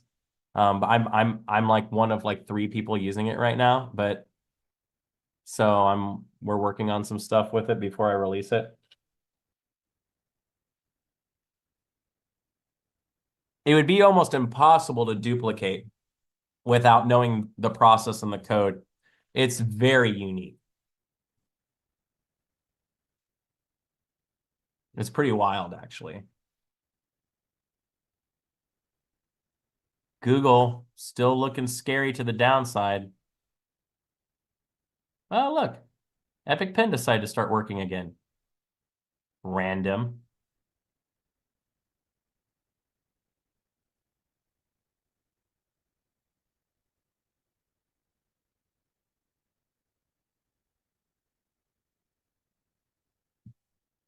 Man, I wish I had played YM. I almost took that one too, but I was already doing so well on RTY. But look at the beautiful engagement. Look at the buying. See how we see this one? See how we have strong buying, and look how it offered right to the top of the buy line. That's exactly what we're looking for. Right? But you could tell this push was pretty weak. You could see a reversal was coming. Look how this push was going. Look how low the volume stayed as we pushed. Right? And then there it is. Oh, man, it's so easy to see. Do you see the struggling volume?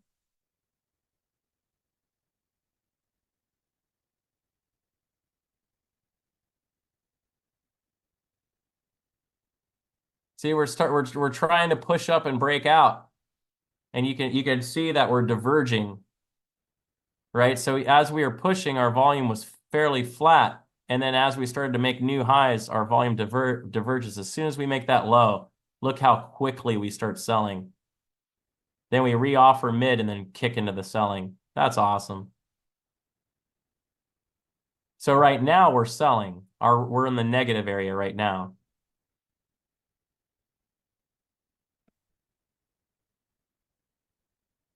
Awesome, Tien. I appreciate it. I'm so excited that everyone's enjoying using the platform.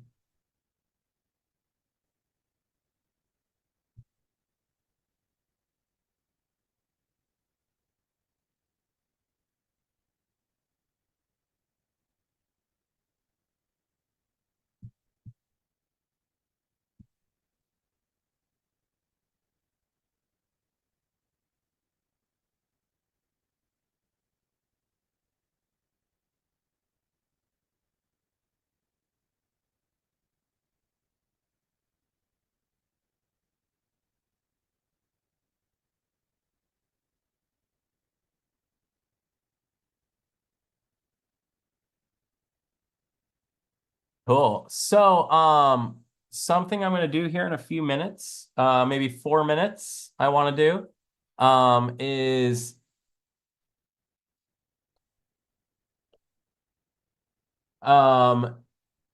give away an hour.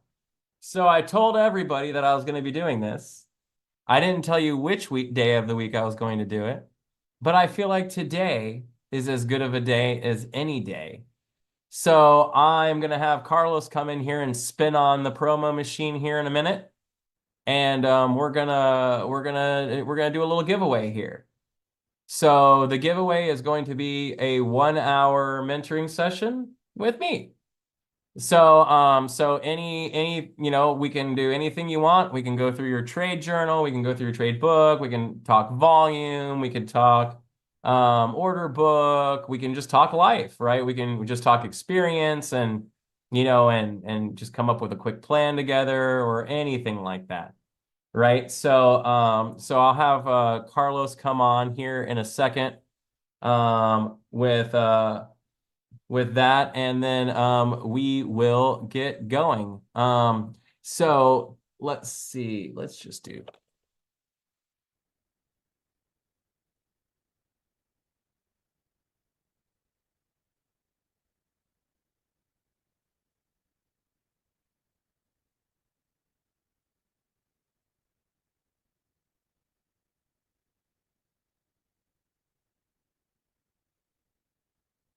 All right. So I changed my mind because I'm a mean and cruel person.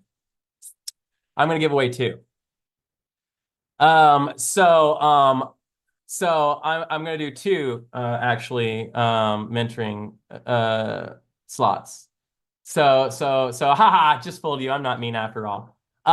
So I'm going to do 1 for everybody because I want everybody to get a chance. And I'm going to do 1 only for members of Garbage Trucks and Lambos.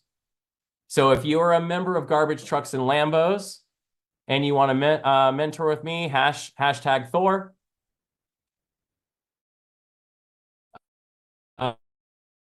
If you're a regular member, hashtag Thor also. But if you want a double chance at getting it, right, then you need to be a member of Garbage Trucks and Lambos, right? If you don't want to pony up for the coffee-sized contribution, I get it. I'm okay with that. But if you want a double chance of doing it, so then we will do that. So I'm going to give it just a minute to give anyone a chance to get in, and then we'll do our regular one first, and then we'll do our Garbage Trucks and Lambos one second.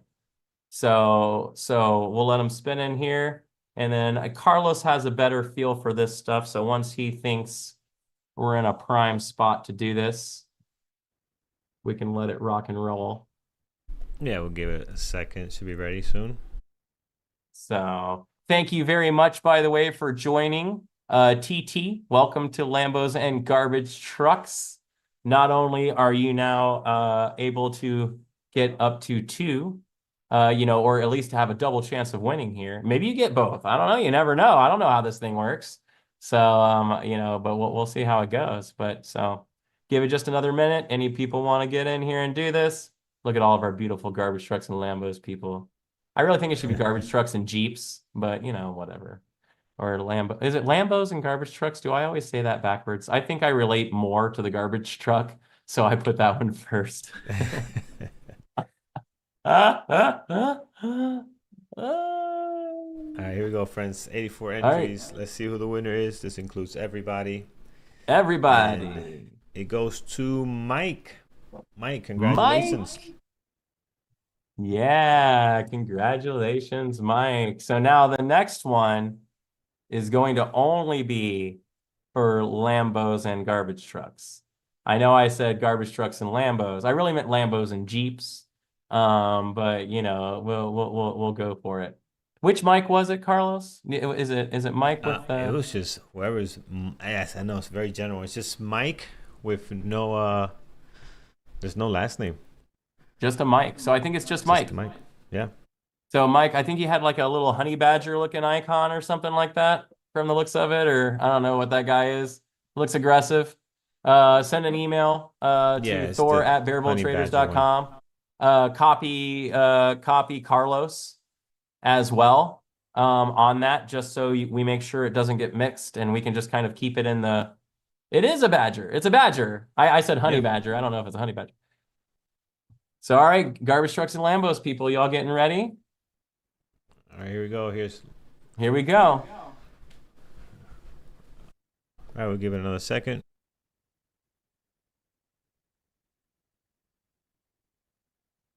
All right, perfect. Here it is. All right. For the second round, Lambos and Garbage Truck members, the winner is Aaron. Congratulations, my friend. Aaron, yeah, good stuff. All right, that's awesome. Congratulations. So I want to remind everybody, so if you're a selected winner, make sure to send an email to me, Thor at Bearable Traders. Please copy, you can copy Carlos and Andrew in if you want, just to make sure it gets in. I want to remind everybody that tomorrow I'm going to give away one more, but not with me. I'm going to give away one for Dr. V. So I'm going to sponsor it. So that means I'm putting up the cash for your education because I just want to keep things flowing, keep things fun, and keep you guys getting access to crazy content, right? So don't make sure you're by tomorrow at the end of tomorrow's session, maybe in the middle of the session. I don't know when he's going to do it. He could do it at any time. Guess I'll have to come for the whole thing, huh? So make sure you come by tomorrow and we'll get you hooked up with Dr. V. Otherwise, keep an eye out here. I'll try and do a couple of these a month if I can, just to keep you coming back and to keep you happy, because that's what we do here at Bearable Traders. Thank you so much for participating in that. So congratulations again to the winners. Thank you, Carlos, for the assist on that. That was fun. It's always fun to see all the little stuff come, to see everyone doing that.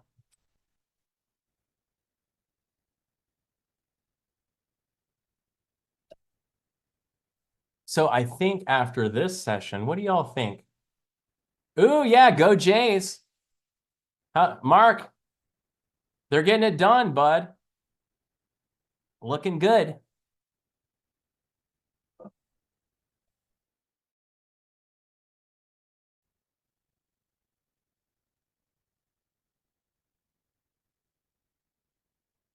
So I like me some Canadian sports, I gotta admit. So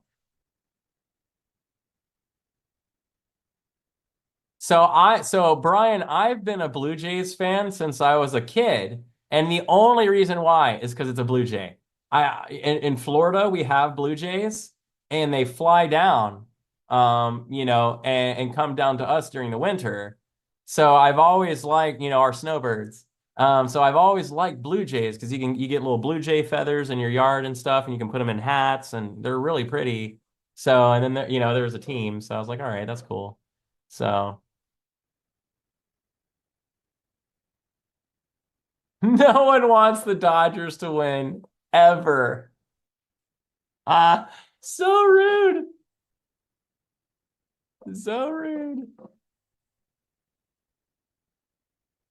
So I was a Braves fan for a really long time. Hold on, let me switch back into my country accent just so y'all can hear exactly how much of a Braves fan I was back in the day. You see, if you want to sound appropriate, you got to act, you know, this is my Georgia, South Carolina full-blown accent, right? When I moved to Florida back when I was younger, this is how I sounded every single day. You're just walking around talking to everybody. How you doing today? Oh, ain't it a sweet blade? We're gonna have some sunshine and sweet tea and cornbread, aren't we all? You know what I mean? So it took a little while to get rid of that and manage to actually enunciate things properly.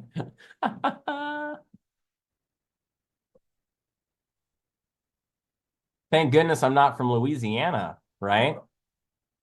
You throw a little French bayou in there, you can't understand. I don't know what you're saying anytime you're in French bayou. Louisiana, you just talk right, you say, how's everybody doing? Yeah, going fine.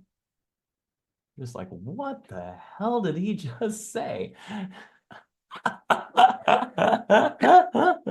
Anytime you go to the South, man, you gotta mess up if you go into bayou country. You don't understand nothing. No. You take French and country and put it together, and holy moly, things get crazy.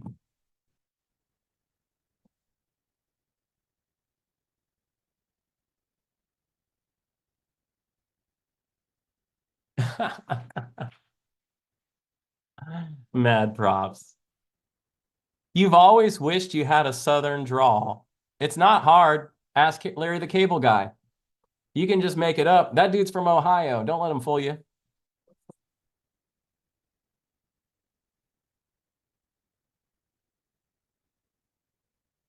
You just start using it.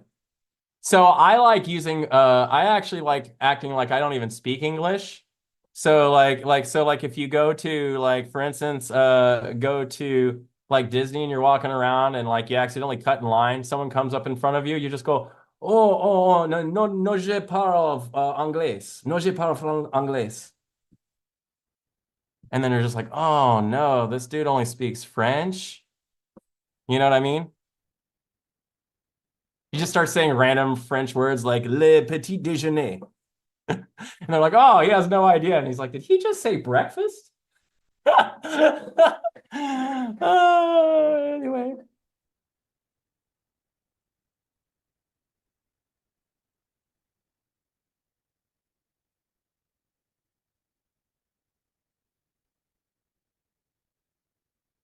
All right. South on the Mason-Dixon line. Yeah. So we got a couple minutes left. So basically, as we kind of close out today's session, basically what we can see is the market kind of exhausted this short-term buying rally we just had, right? So we had a really nice pull off the lows. Right now we're consolidating, but you can see here we're not really buying or selling, right? We're just kind of consolidating here now and sitting within the CPR.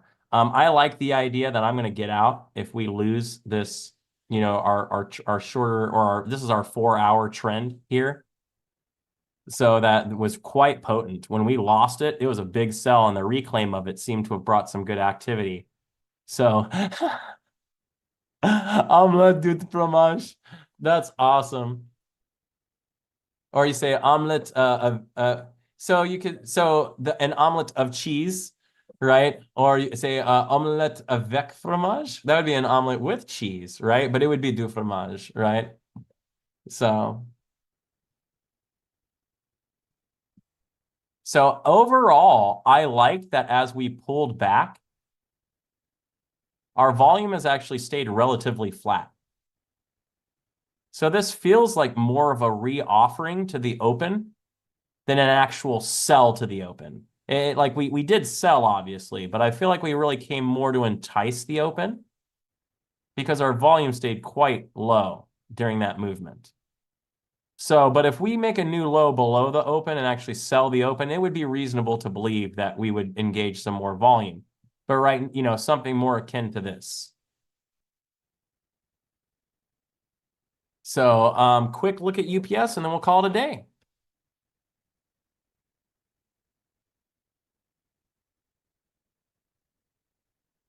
So UPS is on a narrow range out near its monthly levels.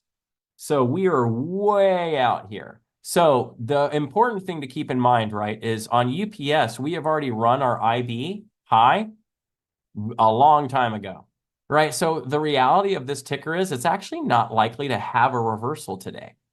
That combined with the fact that it has a fairly bullish order book, I would say if you are long in UPS, I would continue holding it. If you're thinking about shorting UPS, I would probably abstain. If it does short, I wouldn't expect more of a move than back to maybe 87.50 at the most, which would be somewhere right around down here. Cool. 12 o'clock, everybody. Reminder, tomorrow with Dr. V, we're going to be doing a giveaway of her time. So I hope you're all in here and excited for that. I hope you all have a great rest of your trading day. Much love to everybody out there. Thank you for hanging out and having fun with me today. Talk to you soon. Bye.